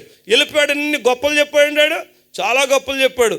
నేను అలాగా, నేను ఇలాగా, నేను అంతా, నేను ఎంత, డామ్ డూమ్, నాయనకాల వచ్చాడే, నేను వాళ్ళంటోండి కాదు అన్నాడండి. బయట ఉన్న వ్యక్తి ఏం చేశాడంటే తగ్గించుకుని ఆకాశం వైపు కన్నులెత్తుటకైనను ధైర్యము చాలక పాపినైన నన్ను కరుణించు అని ఏం చేశాడంటే అతను దేవుని సన్నిధిలో ప్రార్థన చేశాడు. ఆ ప్రార్థన విన్నటువంటి దేవుడు లేఖనాల్లో రాయబడిన మాట ఏంటంటే, ఇతని కంటే అతడు నీతిమంతుడు. ఇతనెవరు? అతడెవరు? ఇతను అంటే మనిషి దగ్గరగా ఉన్నాడు, కానీ అతడు మనిషి దూరంగా ఉన్నాడు, కానీ మనసు దగ్గరగా ఉంది. ఇతడు అంటే ఇతడు మనిషి దగ్గరగా ఉన్నాడు, కానీ మనసు చాలా దూరంగా ఉందండి. ఈరోజు మన భక్తి అలాగే ఉందేమో. అలాగే ఉంటే దైవ దర్శనం దొరకదు. దైవ దర్శనం దొరకకపోతే మన ఆశలు తీరవు, మన కోరికలు తీరవు, రక్షణ కార్యం జరగదు, మోక్షం దొరకదు, నిత్యరాజ్యానికి వెళ్ళలేవు. కనుక ఈ రాత్రి మనమందరం కూడా అబ్రహాము పొందినట్లుగా, జక్కయ్య పొందినట్లుగా, దేవుని బిడ్డలారా హన్నా పొందినట్లుగా, లేఖనాల్లో అనేక మంది భక్తులు దైవ దర్శనం పొందినట్లుగా, యోహాను పొందినట్లుగా మనము కూడా దైవ దర్శనము పొంది ఈ స్థలాన్ని విడిచిపెట్టి వెళ్ళుదుముగాక. దేవునికి స్తోత్రం. మరొక మాట, 3వ మాట కూడా చెప్తాను. 15వ అధ్యాయము 34వ వచనం. 15వ అధ్యాయము 34వ వచనం, తొందరగా 15:34. నీవు పట్టణమునకు తిరిగిపోయి రాజా ఇంతవరకు నీ తండ్రికి నేను సేవ చేసినట్లు ఇకను నీకు సేవ చేసిదనని అబ్షాలోముతో చెప్పిన ఎడల నీవు నా పక్షపు వాడవయుండి, చాలు నీవు నా పక్షపు వాడవయుండి, చాలు అక్కడ చాలు. తర్వాత విషయాన్ని మరలని చదివిస్తా. ఇలా చూడండి, అందరూ నా వైపు చూడండి. ఇప్పుడు హూసై పరిగెత్తుకుని వెళ్ళాడు ఎక్కడికి? రాజు దగ్గరికి. అంటే రాజదర్శనం అయిపోయింది. రాజదర్శనం చేసుకోవటానికి అతను చేసిన పని ఏంటి అంటే తన వస్త్రాలు చింపుకున్నాడు, తల మీద దులుపోసు, అంటే తను ఏం చేశాడంటే తగ్గించుకున్నాడు. ఇప్పుడు రాజు మాట్లాడుతున్నాడు ఎవరితోటి? ఊసై తోటి. ఏమని మాట్లాడుతున్నాడంటే, ఊసై నువ్వు చాలా ధన్యుడు, పరిగెత్తుకుని వచ్చావు, నన్ను కలుసుకున్నావు, నా దర్శనం దొరికింది, చాలా సంతోషం అని మాట్లాడుతూ ఉండగా ఊసై అంటాడు కదా, రాజా నా జీవిత కాలం అంతా నేను నీ దగ్గరే ఉండిపోతాను అన్నాడండి. ఇలా చూడాలి అందరూ. ఎక్కడ ఉండిపోతాను అంటున్నాడు? మాట్లాడండి. నీ దగ్గరే ఉండిపోతాను రాజా, నీతోటే ఉంటాను నేను అన్నాడండి. రాజు ఏమన్నాడంటే, నా దగ్గర ఉండే రోజు ఒక రోజు ఉంది, ప్రస్తుతానికి నా దగ్గర ఉండే రోజు ఒక రోజు ఉంది, వస్తుంది. కానీ ఇప్పుడు నువ్వు చేయవలసిన పని ఏంటి అంటే మరలా నీవు పట్టణంలోనికి వెళ్ళి ఎవరైతే రాజుగా ప్రకటించుకున్నాడో, ఎవరు ప్రకటించుకున్నారు రాజుగాను? అబ్షాలోము. రాజుతో నువ్వు ఎవరు మాట్లాడాలంటే, రాజా అబ్షాలోము, మీ నాన్నగారి దగ్గరుండి నేను ఎలా సేవ చేశానో సేమ్ అలాగే మీ దగ్గర ఉండి నేను మీకు కూడా ఏం చేస్తానంటే సేవ చేస్తాను అని చెప్పి నీవు నా పక్షపు వాడవై, ఈ మాట గుర్తుపెట్టుకోవాలి, బైబిల్ అది అండర్లైన్ చేసుకోండి. నా పక్షపు వాడవై నువ్వు ఎక్కడ ఉండాలంటే రాజు దగ్గర ఉండాలి, అబ్షాలోము దగ్గర ఉండాలి, నువ్వు వెనక్కి వెళ్ళిపో అని పంపించేయడం జరిగింది. ఇది నేను మీకు అర్థమయ్యేటట్టు చెప్తాను, జాగ్రత్తగా వినండి. చేతులెత్తి స్తోత్రం చెప్పండి ఒకసారి గట్టిగా, హల్లెలూయా. అనగా అర్థం ఏంటి అంటే, ఇప్పుడు నువ్వు నా దగ్గర ఉండటం ద్వారా క్షేమం ఏమాత్రం కూడా కాదు, ప్రయోజనకరం ఏమాత్రం కూడా కాదు. నా దగ్గర ఉండే రోజు ఒక రోజు ఉంది శాశ్వతంగా. మన చేతిలోకి రాజ్యం వస్తుంది. మన చేతిలోకి రాజ్యం వచ్చినప్పుడు నా దగ్గరే ఉంటావు. అయితే ప్రస్తుతానికి నేను ఈ కొండ మీద ఉన్నాను కాబట్టి, ప్రస్తుతానికి ఈ ఆరాధించే స్థలంలో ఉన్నాను కాబట్టి ఇక్కడ ఎంతకాలం ఉంటానో తెలియదు. ఈ స్థలాన్ని విడిచిపెట్టి అవసరమైతే నేను మరొక స్థలానికి వెళ్తాను. కానీ ఇప్పుడు నువ్వు చేయాల్సింది ఏంటి అంటే, ఈ అబ్షాలోము రకరకాలుగా చేస్తూ ఉంటాడు కాబట్టి అక్కడ ఉండి అక్కడ ఏం జరుగుతుందో ఎప్పటికీ అప్పుడు ఆ సమాచారం అంతా నువ్వేం చేయాలంటే నాకు చెప్పడం కోసం నా పక్షపు వాడవై ఉండి నువ్వు అక్కడ ఉండాలి అని మరలా తిరిగి పంపించేసాడు. ఇది మీకు అర్థమైందా? మీకు తెలిసేటట్టు చెప్తాను వినండి. దేవునికి స్తోత్రం. ఒక ఆవిడ ఉంది, అయ్యగారండి వాక్యం విన్నప్పుడు ఎలాగుందంటే మాకు మండిపోవాలి, వాక్యం విన్నప్పుడు ఎలాగుందంటే మాకు ఇక్కడే ఉండిపోవాలి, వాక్యం విన్నప్పుడు ఎలాగుందంటే మాకు జీవితం అంతా వృధాయక వ్యర్థమేక, ఈ భార్య వేస్ట్, భర్త వేస్ట్, బిడ్డల వేస్ట్, సంసారం వేస్ట్ అనిపిస్తుందండి. బయటికి వెళ్ళిన తర్వాత మళ్ళా తిరిగి మాట్లాడరే, బయటికి వెళ్ళిన తర్వాత మళ్ళా తిరిగి మామూలు అయిపోతుందండి, ఇక్కడే ఉండిపోతే బాగుంటుందండి అనేవాళ్ళు కూడా లేకపోలేదు. ఇక్కడే ఉంటే మిమ్మల్ని ఎవరు పెంచుతారమ్మా? ఇక్కడ ఉండక్కర్లే. ఉండే రోజు ఒక రోజు ఉంది ఖచ్చితంగా. మనం అందరం కూడా సదాకాలము చెప్పండి ఎవరితో ఉంటాం? ఆయనతో, ప్రభుతో ఉంటాం సదాకాలం, యుగ యుగాలు, కోటాను కోట్ల సంవత్సరాలు మనం ఆయనతో ఉంటాం. ఆయన కొంగు, ఆయన చెంగు మన మీద కప్పుతాడు. ఆ రోజు రాబోతుంది. ఆయన మనకు తండ్రి, మనం ఆయనకి పిల్లలం. ఆయన 1000 ఏండ్ల పరిపాలన ఈ భూమి మీద జరగబోతుంది. ఆయన స్థాపించబోతూ ఉన్నాడు. అయితే ప్రస్తుతానికి మనం ఈ లోకములోనే ఉండాలి. లోకాధికారి ఒకడు ఉన్నాడు. వాడెవరంటే సాతాను, అపవాది. వాడు ఉన్న స్థలములోనే ఉండాలి. చెప్పండి, వాడు ఉన్న స్థలములోనే ఉండి వాడి ఆలోచనలు గారి, వాడి బుద్ధులు గారి, వాడి యొక్క ప్రవర్తన గారి మనలోనికి రాకోకుండా మనం ఏం చేయాలంటే జాగ్రత్తగా ఉండాలి. మనం వాడి దగ్గరే ఉండాలి. కానీ మనం ఎవరు వాళ్ళం? దేవుని వాళ్ళం. అర్థమైందని చెప్పేది.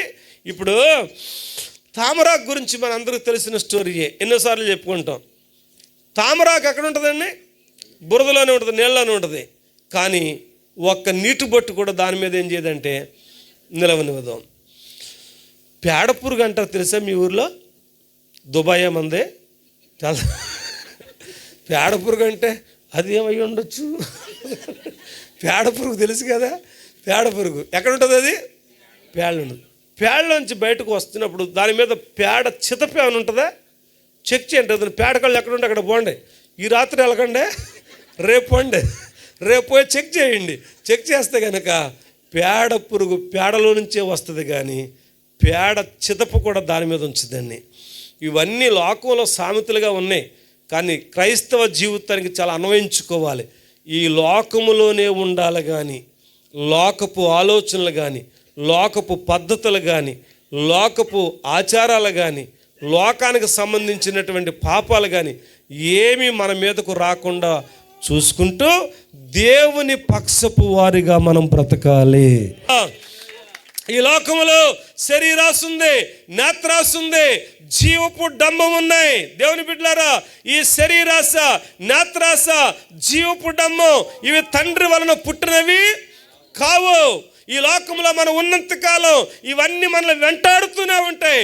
అందుకే యేసుక్రీస్తు ప్రభు ఈ లోకంలో 33.5 సంవత్సరాలు జీవించి వాటిలో ఎందుల్లోనూ చిక్కుకోకుండా బయటకు వచ్చాడండి ఆయన.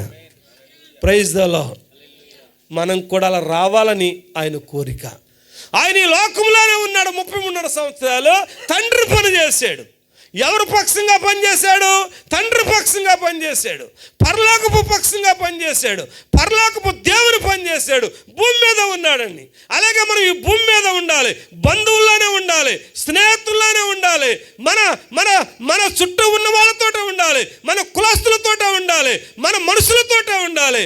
కానీ మన పని అంతా ఎవరి కోసం అంటే దేవుని కోసం. ఆయన పక్షపు వారం. Praise the lord. కుదరదు పాస్టర్ గారు, మేము నలుగురిలో ఉన్నాం అంటారు ఇంకొక ఆవిడ. మీకు అర్థం అవటం కోసం చెప్తాను. ఆదికాండం తీసుకోండి ఒకసారి. ఆదికాండం 6వ అధ్యాయం, ఆదికాండం 6వ అధ్యాయం 12వ వచనం. ఆదికాండం 6వ అధ్యాయం 12వ వచనం తీశారా? దేవుడు భూలోకమును చూసినప్పుడు అది చెడిపోయి ఉండెను. భూలోకం అంతా ఏమైపోయింది? చెడిపోయింది. చెడిపోయిన భూలోకంలో ఎవరున్నారు? చెడిపోయిన లోకంలో ఎవరున్నారు అన్నాను నేను. నోవాహు ఉన్నాడు. నోవాహు ఎలాగున్నాడు? 9వ వచనం. నోవాహు వంశావళి ఇదే. నోవాహు నీతిపరుడును, తన తరములో నిందారహితుడునై ఉండెను. ఇలా చూడండి, ఇప్పుడు భూమంతా చెడిపోయిందని రాసింది బైబిల్లో, ఉందా లేదా? ఉంది. చెడిపోయినటువంటి తరములో చెప్పండి ఎవరున్నారు? నోవాహు ఉన్నాడు.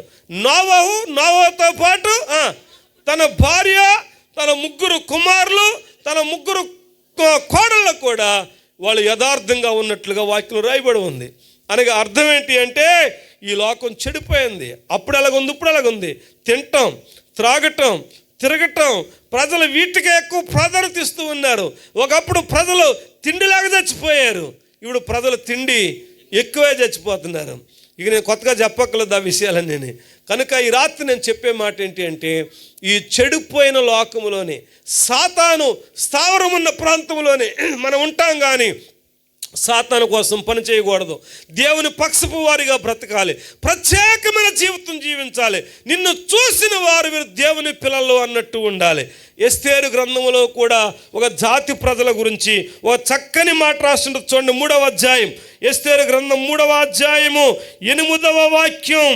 ఎస్తేరు గ్రంథం 3వ అధ్యాయం 8వ వాక్యం. అమ్మా, హామాను అశ్వరోషుతో చెప్పినదేమనగా, రాజ్య సంస్థానములన్నిటిలో జనులలో ఒక జాతి వారు చెదరి ఉన్నారు. వారి విధులు సకల జనుల విధులకు వేరుగా ఉన్నాయి. Praise the lord. సకల జనుల విధులకు చెప్పండి, వారి విధులు ఎలాగున్నాయి? వేరుగా ఉన్నాయి. దేవుని బిడ్డలారా, అదే రాజ్యంలో ఉన్నారు, ఆశీర్వాద పరిపాలనలోనే ఉన్నారు. వాక్యమున దేవుని బిడ్డలారా, హామాను అనేవాడు తన ప్రజలను నాశనం చేయాలని, తన ప్రజలను మట్టు పెట్టాలని చాలా ప్రయత్నాలు కుట్రలు చేశాడండి. కుట్రలు చేసిన వారి పద్ధతులు మాత్రం ఏం చేయలేదంటే మార్చుకోలేదు. Praise the lord. పద్ధతులు మార్చుకోలేదు. దేవుణ్ణి ఆరాధించడం మానలేదు, ప్రార్థన చేయటం మానలేదు, ఉపవాసం ఉండటం మానలేదు, ఏడు స్తుతించడం మానలేదు, దేవుని దర్శనం చేసుకోవటం మానలేదు. వారు పని వాళ్ళు చేస్తూనే ఉన్నారు. హామాన్ అనేవాడు వారిని ఉరి తీయాలని ఉరికమ్మం కూడా ఏర్పాటు చేశాడు. రాజుకు కూడా ఫిర్యాదు చేశాడు, అయ్యా మీరు చెప్పిన పద్ధతులు పాటించట్లేదు, కానీ ఆ జనుల యొక్క పద్ధతులన్నీ వేరేగా ఉన్నాయని చెప్పారండి. అద్భుతం ఏంటి అంటే, ఎవడైతే ఉరి స్తంభం ఏర్పాటు చేశాడో దాని మీద వాడిని ఉరి తీశారు. దేవుని ప్రజలకు దేవుడు జయాన్నిచ్చాడు. చప్పట్లు కొట్టిన గట్టిగా యేసయ్యకి హల్లెలూయా. ఇంకాస్త గట్టిగా చెప్పరా హల్లెలూయా. దేవుని కోసం మనం నిలబడాలి అంతే తప్ప ఎవడో ఇంటికి వచ్చి నీ ఇంటి వాస్తు బాగలేదంటే తిప్పేయటం కాదు. మా ఇంటికి 7 గుమ్మాలు ఉంటాయి, 7 గుమ్మాలు ఉంటాయి మా ఇంటికి. పైపెచ్చు వీధి డైరెక్ట్గా మా ఇంట్లోకి ఉంటుందండి, మా మెయిన్ గుమ్మంలోకి ఉంటుందండి. మా మెయిన్ గుమ్మంలోకి మా ఇంటికి వచ్చిన వాళ్ళకి అయ్యగారులకు అందరూ తెలుసండి.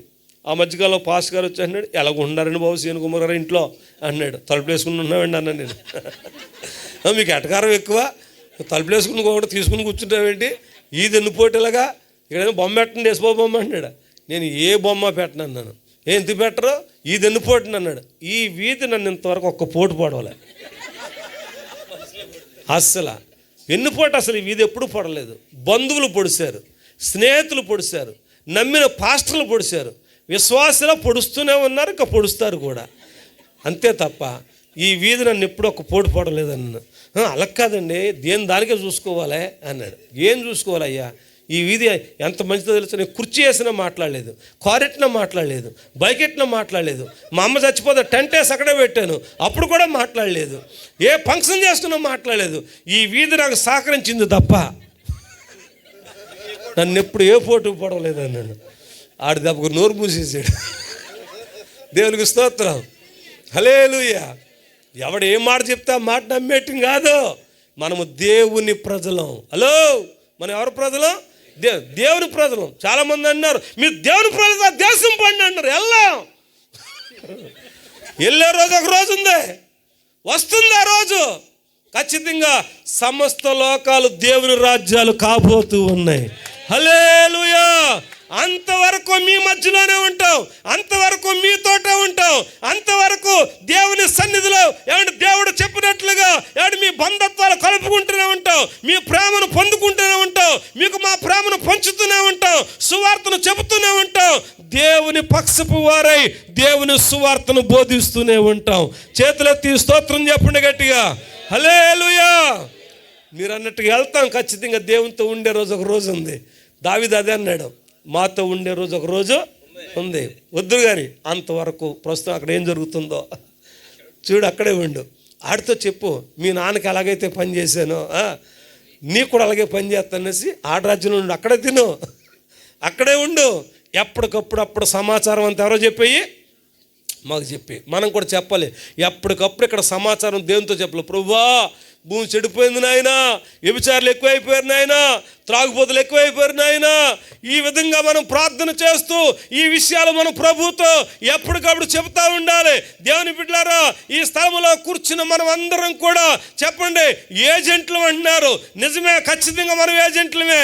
ఏమంటే అమెరికాకి ఏజెంట్లం కాదు, లండన్కి ఏజెంట్లం కాదు, జపాన్కి ఏజెంట్లం కాదు, పరలోకానికి ఏజెంట్లు మనం. దేవునికి స్తోత్రం కలుగును గాక. మనము పరలోకపు ఏజెంట్లు. ఇక్కడ ఏం జరుగుతుందో ఎప్పటికప్పుడు పరలోకములు ఉన్న దేవునికి చెప్పండి. ఏం చేయాలంటే మనం చెప్పాలి. ఇప్పటికి ఎన్ని మాటలైనాయి? 3 మాటలైనాయి. ఇంకొక 2 మాటలు ఉన్నాయి. ఇప్పుడు చెప్పే మాట కదా స్ట్రాంగ్గా ఉంటుంది. తట్టుకోండి, కొద్దిగానే నన్ను తిట్టుకోకండి. దేవునికి స్తోత్రం, తట్టుకోండి. ఇప్పుడు 4వ మాటలోకి వచ్చేసాం. 4వ మాట ఏంటి అంటే, ఇదే అధ్యాయములో సమూయేలు 2వ గ్రంథం 15వ అధ్యాయము 34వ వచనం 34వ వచనం చదవండి. 34వ వచనం మరలా పూర్తిగా చదివేయండి. నీవు పట్టణమునకు తిరిగిపోయి రాజా తండ్రికి నేను సేవ చేసినట్లు ఇకను నేను నీకేం చేస్తానంటే సేవ చేసేదనని అబ్షాలోముతో చెప్పిన ఎడల నీవు నా పక్షపు వాడవై ఉండి అహీతోపేలు యొక్క ఆలోచనను చెడగొట్టగలవు. స్తోత్రం. ఇప్పుడు నా వైపు చూడండి. ఇప్పుడు రాజదర్శనం కావాలి అనుకున్న ప్రతి వ్యక్తి కూడా ఒకటి ఊసైలాగా చెప్పండి ఏం చేయాలి? పరిగెత్తుకుని వెళ్ళాలి. రెండవది వెళ్ళిన తర్వాత తనకు తాను తగ్గించుకొని చెప్పండి ప్రార్థన చెయ్యాలి, పశ్చాత్తాపడాలి.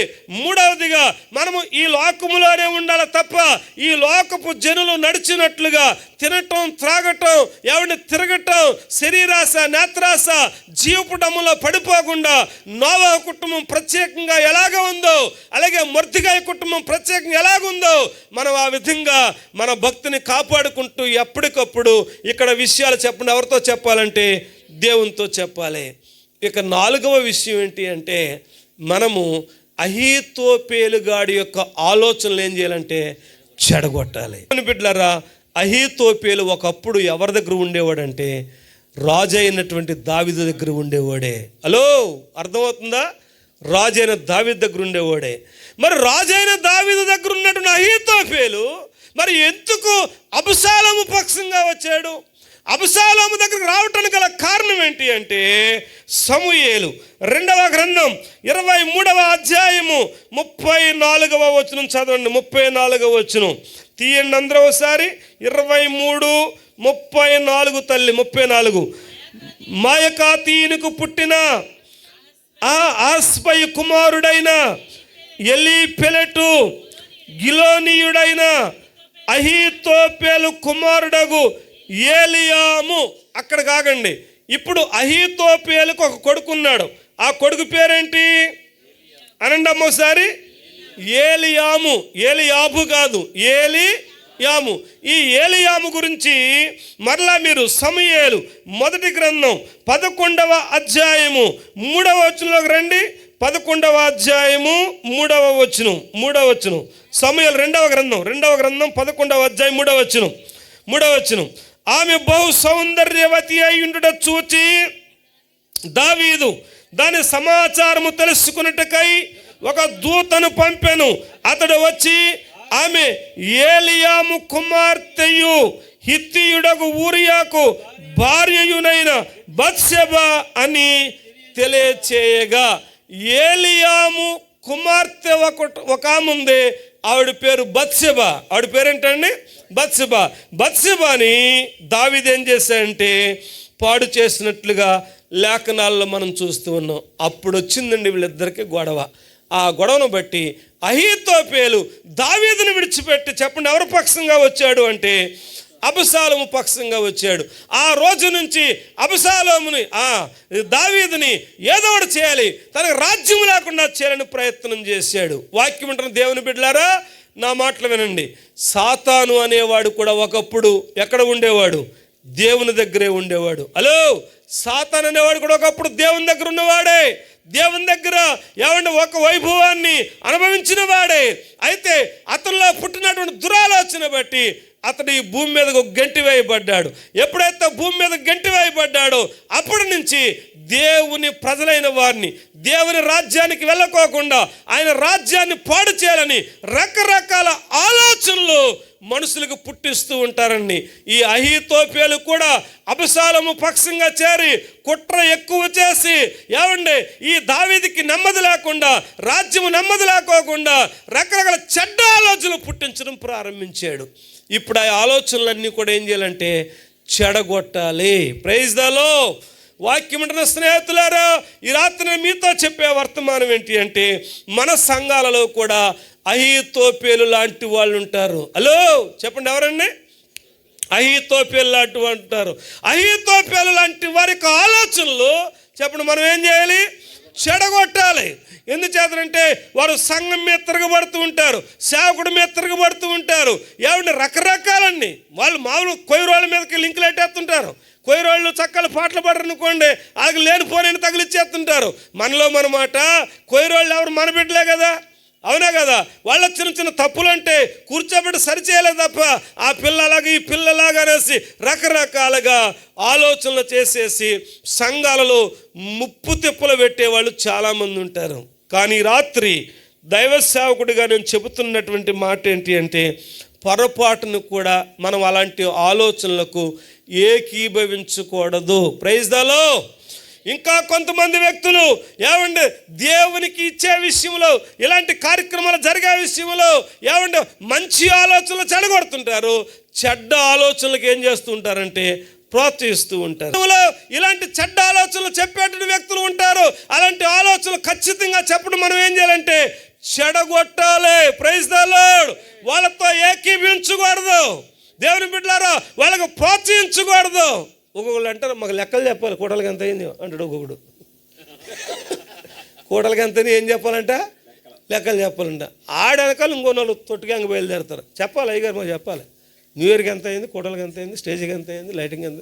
వీడు తగిలిన అంటే ఇవ్వడు, కానీ తగిలిన అంటే ఇవ్వడండి. ఇవాళ ఆ ఏరియాలో కనపడండి. ఇక ఏదన్నా ఒక 1000-2000 మిగిలినాయి అంటే వచ్చే అవసరం అంత దక్కర్లేదు, సంత తగ్గించాలి, అంత దక్కర్లేదు అంటా అండి. ఈ అన్ని అహీతోపేలుగాడే ఆలోచనలు. వాడు బామ్మర్దులు వీళ్ళంతా. నేను స్తోత్రం. సంఘాలలో ఈ అహీతోపేలు యొక్క ఆలోచనలు యేసు నామములో తొలగిపోవును గాక. ఉండకూడదండి. దేవుని బిడ్డలారా, ఊసేత అంటున్నాడు రాజు, నువ్వు అహీతోపేలుగాడే ఆలోచనలు ఏం చేయాలి? చెడగొట్టాలి. వాక్యం వింటున్న స్నేహితులారా, నీకు రాజదర్శనం దొరకాలి అంటే, హలో, రాజులకు రాజు అయిన ప్రభులకు ప్రభు అయిన దేవుని దర్శనం దొరకాలంటే సంఘాలలో అహీతోపేలు లాంటి వాళ్ళు ఉంటారు. వాళ్ళతో నువ్వు జత కొట్టకూడదు. వాడు ఏచే ప్రతి ఆలోచనకు తప్పు. ఈ ఆలోచన మంచిది కాదు, ఈ పద్ధతి మంచిది కాదు, ఇది సంఘానికి క్షేమం కాదు, మన కుటుంబాలకు క్షేమం కాదు, సేవకు క్షేమం కాదు, దైవ సేవకునికి కోపం వస్తుంది, దేవునికి కోపం వస్తుంది అనేసి వాడి ఆలోచనలు ఎప్పటికప్పుడు మనం ఏం చేస్తూ ఉండాలంటే చెడగొడుతూనే ఉండాలి. ఆడిని కాదు, ఆడి ఆలోచనలు చెడగొడుతూ ఉండాలి. వాడి ఆలోచనలకు మనం ఎప్పుడు కూడా ఏకీభవించకూడదు. హలో, వాడి ఆలోచనలకు ఏం చేయకూడదు? ఏకీభవించకూడదు. కొన్నిసార్లు సేవకులు గద్దిస్తారా గద్దించరా? మాట్లాడాలి. గద్దించడం మంచిదా కాదా? గద్దించడం ఏంటి బైబిల్ ప్రకారంగా? తైలాభిషేకం. అంటే ఈ తైలాభిషేకం వదిలి ఆ తైలాభిషేకాలు పోతున్నారు మంద. రాజమండ్రిలో ఎక్కడో తైలాభిషేకం అంట, జంగారెడ్డిలో తైలాభిషేకం అంట, ఏమంటే తాడేపల్లిలో తైలాభిషేకం అంట. మీ పిండాకుడు ఏ తైలాభిషేకం అది? నేను కొడతా ఇక్కడ పిచ్చిగారి. చాలకు మందు కొట్టే డబ్బా ఒకటి తెచ్చి ఏమంటే 2 లీటర్లు పోసి నేను కూడా కొట్టగలను. ఇది తైలాభిషేకం కాదు. తైలాభిషేకం అంటే అర్థం ఏంటి అంటే పెద్దలు గద్దించడమే తైలాభిషేకం. అర్థమైందా? సేవకుడు, అయ్యా నాలో తప్పుంటే గద్దించండి, అది నాకు తైలాభిషేకం. నూనె పోయటం పెద్ద కష్టమే ఉందండి. పెద్ద కష్టమా? కష్టం కాదు. వ్యాపారం ఉంటుంది అంతాను. వ్యాపారం భయంకరమైన వ్యాపారం. ఈ వ్యాపారాలన్నీ మానేసి పెద్దలు గద్దిస్తారే సేవకులు, ఇదే తైలాభిషేకంగా ఈ స్థలములో ఉండి ఎవరైనా మిమ్మల్ని చెడగొట్టే వాళ్ళు ఉంటే గనక చెడగొట్టే వాళ్ళ యొక్క ఆలోచనలు చెడగొట్టి సంఘములో స్థిరముగా ఉందురుగాక. చేతులు ఎత్తాలి గట్టిగా. హల్లెలూయా. కనుక వాక్యం వింటున్న దేవుని బిడ్డలారా, ఈ రాత్రికాల సమయంలో ఇక నేను ముగింపులోనికి మిమ్మల్ని నేను తీసుకుని వస్తూ ఉన్నాను. ఏది ఏమైనా ఏ ఆలోచనలు పడితే ఆ ఆలోచనలు మనం ఏం చేయకూడదంటే వినకూడదు. సంఘంలో దైవ సేవకుడు గద్దింపులు మనకి చాలా శ్రేయస్కరం. సంఘ క్షేమార్థమై ఆలోచనలు ఆలోచించాలి తప్ప అహీతోపేలు లాంటి ఆలోచనలకి మనం ఏకీవించకూడదు. ఇప్పుడు సమాజం ఎంత చెడిపోయిందంటే మీకు తెలియటం కోసం జరిగిన సంఘటనను చెప్తాను. ఇలా చూడండి, అందరూ నా వైపు చూడండి. ఇక చిన్న కార్యక్రమం అంటే చిన్న మాట ఉంది, దాంతో మనం క్లోజింగ్లోకి వచ్చేస్తాం. సేవకునికి సంఘానికి విశ్వాసులకు ఉన్న సంబంధాన్ని చెడగొట్ట అహీతోపేలు లాంటి వాళ్ళు మన సంఘాలలో ఎవరైనా ఉంటే వాళ్ళ మధ్యలోనే ఉండాలి. ఊసైలాగా అహీతోపేలు గాడి యొక్క ఆలోచనలు చెడగొట్టాలి మనం. హల్లెలూయా. ఇంతవరకు దైవ దర్శనం పొందాలనుకున్నటువంటి వ్యక్తికి ఉండవలసిన 4 లక్షణాలు చెప్పాను. మొదటి లక్షణం ఏంటి అంటే మనము పరిగెత్తుకుని వెళ్ళాలి ఆరాధనా స్థలానికి. రెండవది ఏంటంటే వెళ్ళిన తర్వాత మనకు మనం తగ్గించుకొని పశ్చాత్తాపడి మన మీద వస్త్రాలు చింపుకొని ధూళిపోసుకొని ప్రార్థన చేయాలి. మూడవదిగా ఏంటి అంటే మనం ఈ లోకంలోనే ఉండాలి, దేవుని పక్షంగా పనిచేయాలి. నాలుగవది ఏంటి అంటే ఈ లోకంలో సాతానుగాడి యొక్క ఆలోచనలు, సంఘాలలో కూడా చెడ్డ ఆలోచనలు ఆలోచించే వారి యొక్క ఆలోచనలు చెడగొట్టి దైవ దర్శనం పొందాలి. హల్లెలూయా. 4వ మాట చెప్పి నేను ప్రార్థన చేస్తాను. సమూయేలు 2వ గ్రంథములోనే ప్రియులారా 15వ అధ్యాయములో 37వ వచనాన్ని చదువుకుందారండి. 37వ వచనం. దావీదు స్నేహితుడైన ఊసై పట్టణమునకు వచ్చుచుండగా అబ్షాలోమును యెరూషలేము చేరెను. దేవునికి మహిమ కలుగునుగాక. దావీదు స్నేహితుడైన ఊసై అనగా దేవుని బిడ్డలారా, ఊసైకి దావీదుకి చెప్పండి ఏముంది? స్నేహం ఉంది. దావీదుకి ఊసైకి చెప్పండి ఏముంది? స్నేహం ఉంది. అనగా అర్థం ఏంటి అంటే మనము దేవునికి చెప్పండి ఎలా మారిపోవాలంటే స్నేహితులుగా మారిపోవాలి. Praise the Lord. మన స్నేహితుడు దేవుడే, మన ప్రాణ స్నేహితుడు యేసుక్రీస్తు ప్రభువే. ఊసైకి దావీదుకు స్నేహం ఉంది కాబట్టి ఇతను పట్టణంలో నుంచి వస్తూ ఉన్నప్పుడు దావీదు ఆ కొండ మీద సెక్యూరిటీతో ఉన్నాడు. ఎందుకంటే అతని దగ్గర కూడా సైన్యం ఉంది. అబ్షాలోము దావీదు కనిపిస్తే చెప్పండి ఏం చేయాలని చూస్తున్నాడు? చంపాలని చూస్తూ ఉన్నాడు. అలాంటి టైంలో ఈ ఊసై దావీదు దగ్గరికి వెళ్ళాలంటే అంత తేలికైన పని కాదు. మరి ఎందుకు తేలికైంది? దావీదు దర్శనం ఎలా దొరికింది ఆయనకి? రాజు దర్శనం ఎలా దొరికిందంటే రాజు ఊసైకి స్నేహితుడు కాబట్టి ఊసై అక్కడికి వెళ్ళగానే వాళ్ళందరూ పక్కకు తప్పు. రే వచ్చేవాడు మామూలుడు కాదు. ఎవరు ఫ్రెండ్? దావీదు ఫ్రెండ్. పక్క తప్పుడు అందరూ పక్కకు తప్పుకుంటే ఊసై డైరెక్ట్గా వెళ్ళిపోయి దావీదు దర్శనం చేసుకుని దావీదుతో కూర్చుని కొద్దిసేపు మాట్లాడుకోవటం జరిగింది. చేతులెత్తి స్తోత్రం చెప్పండి గట్టిగా. మనము కూడా దేవునికి స్నేహితులమైపోతే మన కష్టాలన్నీ చెప్పుకోవచ్చు, మన బాధలన్నీ చెప్పుకోవచ్చు. దైవ దర్శనం దొరికింది, మన పరిస్థితులే మారిపోతాయండి. ఈ రాత్రి ఇక్కడ కూర్చుని మీ అందరితో చెప్తూ ఉన్నాను, దైవ దర్శనం పొందినటువంటి అబ్రహాము జీవితం కానీ, దేవుని బిడ్డలారా యోహాను గారి జీవితం కానీ, హన్నా జీవితం కానీ, వీళ్ళ జీవితాలన్నీ కూడా విప్లవాత్మకంగా మారిపోయి దేవుడు బెత్లెహేమును దర్శించినప్పుడు ఎండిపోయినటువంటి ప్రాంతం సస్యశ్యామలంగా మారిపోయింది. ఈ కూటాల్లో కూడా దేవుడు నిన్ను దర్శించాలి, లేదా నువ్వైనా దేవుడి ముఖాన్ని చూడాలి. అలా జరగని ప్రతి ఉదయం దేవునికి 1 గంట సమయం ఇవ్వండి. ప్రతి రాత్రి మన ఇళ్ళలో కుటుంబ ప్రార్థనలు జరగాలి. నేనేమంటానంటే రాబోతున్న రోజుల్లో ప్రతి ఇల్లు ఒక ఆరాధనా కేంద్రంగా మారిపోవాలి. Praise the Lord. ప్రతిరోజు సాయంత్రం మన ఇళ్లలో నీతిమంతుని యొక్క గృహంలో రక్షణ కూర్చున్నటువంటి ఉత్సవ సునాదాలు వినబడాలన్నట్లుగా దేవునికి మనం సమయాన్ని ఇవ్వాలండి. అలా జరగాలి అంటే దైవ దర్శనం పొందాలి అంటే పరిగెత్తుకుని రావాలి మందిరానికి. రెండోది వచ్చిన తర్వాత మనము పశ్చాత్తాపంతో ఆయనకు మనకున్న పాపం అనే గోడ పడగొట్టుకుని ప్రార్థన చేయాలి.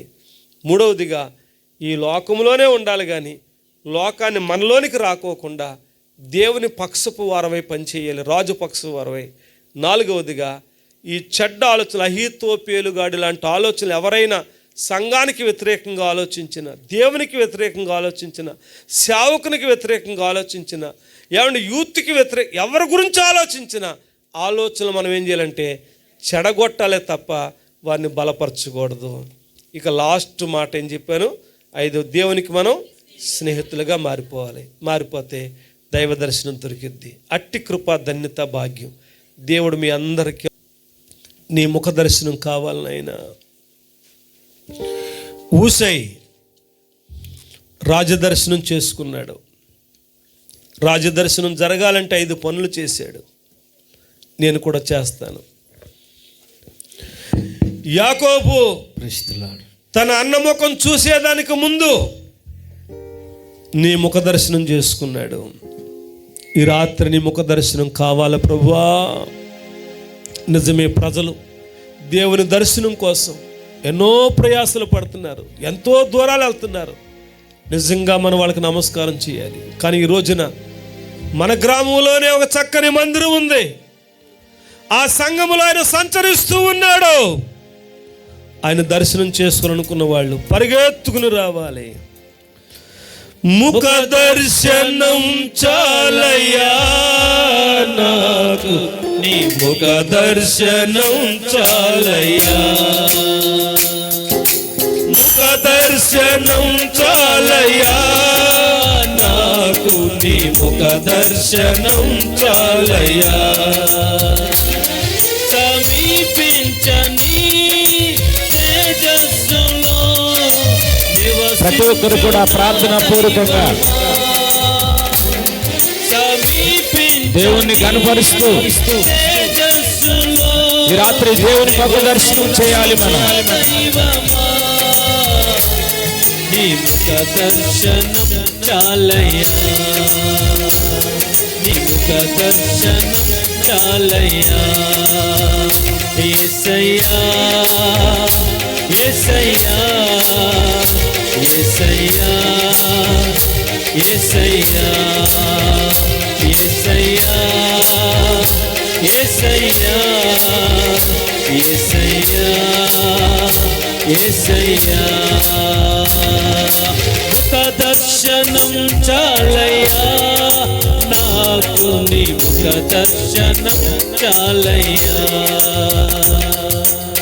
కృపగల దేవుడు తన దాసులను దర్శించి మనందరితో మాట్లాడుతూ వచ్చారు. ఈ రాత్రి మనం ఆయన ముఖ దర్శనము చేయాలి. ఆయన సన్నిధికి పరిగెత్తి రావాలి. ఆయన సన్నిధిలో ఆయనను స్తుతించాలి, గణపరచాలి. కృపగల దేవుడు ఇచ్చిన సందేశములో దైవ సన్నిధిలో మనం ఉన్నాము. ఆయన ముఖ దర్శనం చేసుకుని వెళ్ళాలి. నీ హృదయాన్ని ప్రభు వైపు తిప్పి ఈరోజు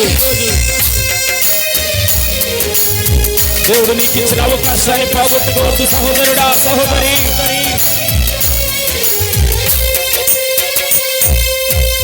అన్నపానములు మరచి నీతో గడుపుట పరలోక అనుభవమే,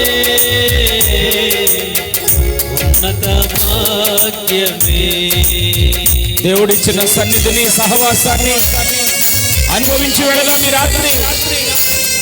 అన్నపానములు మరచి నీతో గడుపుట పరలోక అనుభవమే, నాది ఉన్నత భాగ్యమే.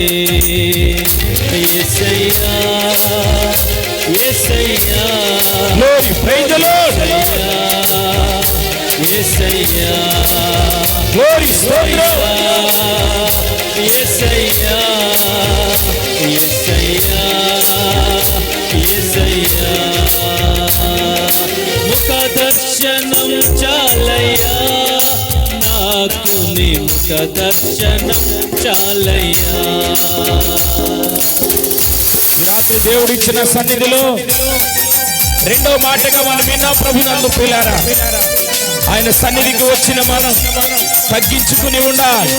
పశ్చాత్తాప హృదయం కలిగిన వారిమై ఉండాలి. ఆయనకి మనకి మధ్యనున్న అడ్డుగోడను తొలగించాలి. శాపాన్ని తీసివేయాలి, శాపాన్ని తొలగించుకోవాలి. ఆయన ముఖ దర్శనం మనకి రావాలి అంటే దేవునికి మనకి మధ్యనున్న పాపపు గోడ కూలాలి అంటే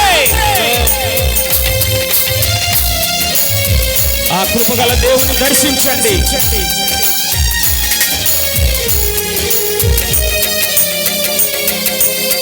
కోట్ల కొలది దేవదూతల సమూహముతో కూడి గానము చేసేదను ప్రభువా, నిత్యము స్తుతింతును.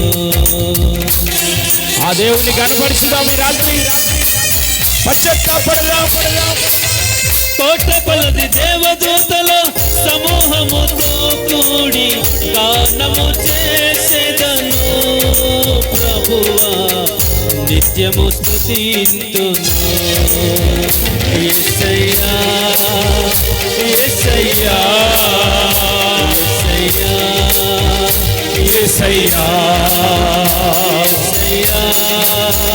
యేసయ్యా యేసయ్యా యేసయ్యా యేసయ్యా యేసయ్యా యేసయ్యా యేసయ్యా యేసయ్యా యేసయ్యా యేసయ్యా యేసయ్యా యేసయ్యా యేసయ్యా యేసయ్యా యేసయ్యా యేసయ్యా ప్రియ సహోదరి సహోదరుడా, రాత్రి దేవుని మాటలు విన్నావు. ఒక్కసారి నిన్ను పరీక్షించుకో. దేవుని సన్నిధికి ఎలా వస్తున్నావు? పరిగెత్తుకుని ఆయనకు ఒక సమర్పణ కానుకను తీసుకుని రాగలిగిన సమర్థవంతమైన విశ్వాసిగా నీవు ఉన్నావా? ఈ రాత్రి దేవుని సన్నిధికి వచ్చిన నీకు దేవునికి మధ్యమైన ఇంక అడ్డుగోడలు ఉన్నాయేమో ఒకసారి ఆలోచన చేయవా? నీ పాపము దేవుని ముఖం కనపడకుండా చేస్తుందేమో, దేవుని ముఖము చూడకుండా ఇంకా నీ పాపము, నీ శాపగ్రస్తమైన జీవితం అడ్డుగా నిలబడిపోయిందేమో, తరతరాలుగా వస్తున్న నీ పితరుల దోషము శాపము దేవుని ఆశీర్వాదం పొందకుండా అడ్డుగా నిలబడిపోయిందేమో. ఈ రాత్రి తగ్గించుకుని ఆ సుంకరి వలె, దేవా నేను పాపినని చెప్పగలవా? నీ పాపమును ఒప్పుకొనగలవా? పాపముల చేత అపరాధముల చేత చచ్చిన మనందరి కొరకై మనలను బ్రతికించడానికి యేసు ప్రభు తన ప్రాణం పెట్టాడని నమ్మగలవా? సహోదరి సహోదరుడా, ఆలోచించు. నువ్వు దేవుని పక్షంగా ఉన్నావా? సాతాను పక్షంగా పనిచేస్తున్నావా? దేవుని పక్షముగా ఉన్నావా? సాతాను పక్షంగా ఉన్నావా? దేవుని క్రియలు నీలో ఉన్నాయా? సాతాను క్రియలు నీలో ఉన్నాయా? పరిశుద్ధాత్మ దేవుడు బహుతేటగా మనతో మాట్లాడాడు. తల్లి, ఎలా వచ్చావు అలా వెళ్ళిపోకూడదు నువ్వు. అందుకే దైవ దర్శనం పొంది మనం వెళ్ళాలి. దైవ దర్శనాన్ని మనం పొందాలి అని అంటే ఏం చేయాలో? మనం దేవుని మాటలు విన్నాం. ఇంకా దేవుని పక్షంగా రాకపోతే ఈ రాత్రి అయినా ప్రభువా నీ పక్షంగా ఉంటానయ్యా అని చెప్పగలవా? సాతాను ఆలోచనలు చెడగొట్టే ఒక గొప్ప తలంపుతో నువ్వు పని చేయగలవా? ఈ రాత్రి ఒక మంచి తీర్మానం చేసుకో, ఒక మంచి సమర్పణ చేసుకో. ఈ రాత్రి నీవు అలాంటి సమర్పణ కలిగి ఉంటే నేరుగా దైవ సన్నిధి నీకు దొరుకుతుంది, దైవ ముఖ దర్శనం నీకు దొరుకుతుంది. ప్రభునందు ప్రియ దేవుని బిడ్డలారా, అద్భుతమైన విషయాలు ఈ రాత్రి పరిశుద్ధాత్మ దేవుడు మనందరితో మాట్లాడాడు. ఒకవేళ ఇంకా దేవుని సన్నిధికి రాకుండా నీవు ఉంటే ఈ రాత్రి దేవుడు నీతో మాట్లాడాడు కనుక ఒక మంచి తీర్మానం చేసుకోండి. దేవుని మందిరము కట్టబడింది. దైవజనులు రవికుమార్ గారు కొంతమంది సంఘ బిడ్డలు ఇక్కడ పరిచర్య జరిగిస్తున్నారు. దేవుని సన్నిధిని దర్శించుకో, దేవుని మందిరానికి రా, నీ హృదయాన్ని దేవునికి సమర్పించు, నీ పాపమును ఒప్పుకొని విడిచిపెట్టు. యేసు రక్తము నీ పాపమును కడిగి నిన్ను పవిత్రురాలుగా చేస్తుంది. అయ్యా నాకు ఆ సన్నిధి కావాలి, నేను దేవుని పక్షంగా దేవుని బిడ్డగా ఉంటానయ్యా, ఈ లోకములో ఒక ప్రత్యేకమైన బిడ్డగా నేను బ్రతుకుతానయ్యా, లోకములోనే ఉంటాను కానీ లోకమును నాలోనికి రానివ్వనయ్యా, పాపలోకములోనే చెడిపోయిన లోకములోనే ఉంటాను కానీ నీతిమంతుడైన లోతు కుటుంబం వలె, నీతిమంతుడైన నోవాహు కుటుంబం వలె నా కుటుంబాన్ని నేను కాపాడుకుంటానయ్యా, నా కుటుంబాన్ని నేను భద్రపరుచుకుంటానయ్యా, నేను ఒక ప్రత్యేకమైన జీవితాన్ని జీవిస్తానయ్యా. తామరాకు బురదలో నీటిలోనే ఉన్నట్లుగా, నీళ్లు తనకు అంటకుండా బ్రతికినట్లుగా ఈ లోకాన్ని, పాపాన్ని, శాతాన్ని నాకు అంటకుండా నేను బ్రతుకుతానయ్యా. నేను దేవుని కొరకు ఒక ప్రత్యేకమైన బిడ్డగా ఉంటానని రాత్రి ఎవరైనా మీరు తీర్మానం చేసుకుంటే మీ కుడి హస్తాన్ని చాపండి, మీ కొరకై దైవజనులు ప్రార్థన చేస్తారు. అయ్యా ఈ రాత్రి దేవుడు నాతో మాట్లాడాడు, నేను దైవ దర్శనం పొందాలి, నేను దేవుని దర్శనాన్ని పొందాలి. ఈ రాత్రి దేవుడు నాతో మాట్లాడాడు, నేను ఒక ప్రత్యేకమైన బిడ్డగా దేవుని కొరకు బ్రతుకుతానయ్యా. ఇంకెవరైనా ఈ రాత్రి ఒక మంచి తీర్మానం చేసుకో సోదరుడా, సహోదరి. దేవుడు నీ కొరకు ఈ వర్తమానం ఇచ్చాడు. సంఘం మీ మధ్య ఉంది, దైవజనుడు మీ మధ్య పనిచేస్తున్నాడు భారంతో. ఇంకా సమర్పణ లేకుండా లోకంతో రాజీ పడిపోయి సాతాను ఆలోచనలకి బానిసైపోయి బతుకుతున్నావేమో. దేవుడు నీతో మాట్లాడాడయ్యా, నేను దేవునితో ప్రత్యేకమైన బిడ్డగా నేను గడుపుతానయ్యా, దేవుని పక్షంగా ఉంటానయ్యా, దేవుని కోసం జీవిస్తానయ్యా, లోకం పాపం అంటకుండా నేను జీవిస్తానయ్యా, దేవునికి నాకు మధ్య ఉన్న అడ్డుగోడని ఈ రాత్రి కూల్చివేస్తున్నానయ్యా, దేవుని ముఖ దర్శనం నాకు కావాలి, నా పాపాన్ని ఒప్పుకొని విడిచిపెడుతున్నానయ్యా, దేవుని కొరకు బ్రతుకుతానని మీరున్న చోట అలాగే ఒక చిన్న మాట ప్రార్థన చేసుకోండి. దైవ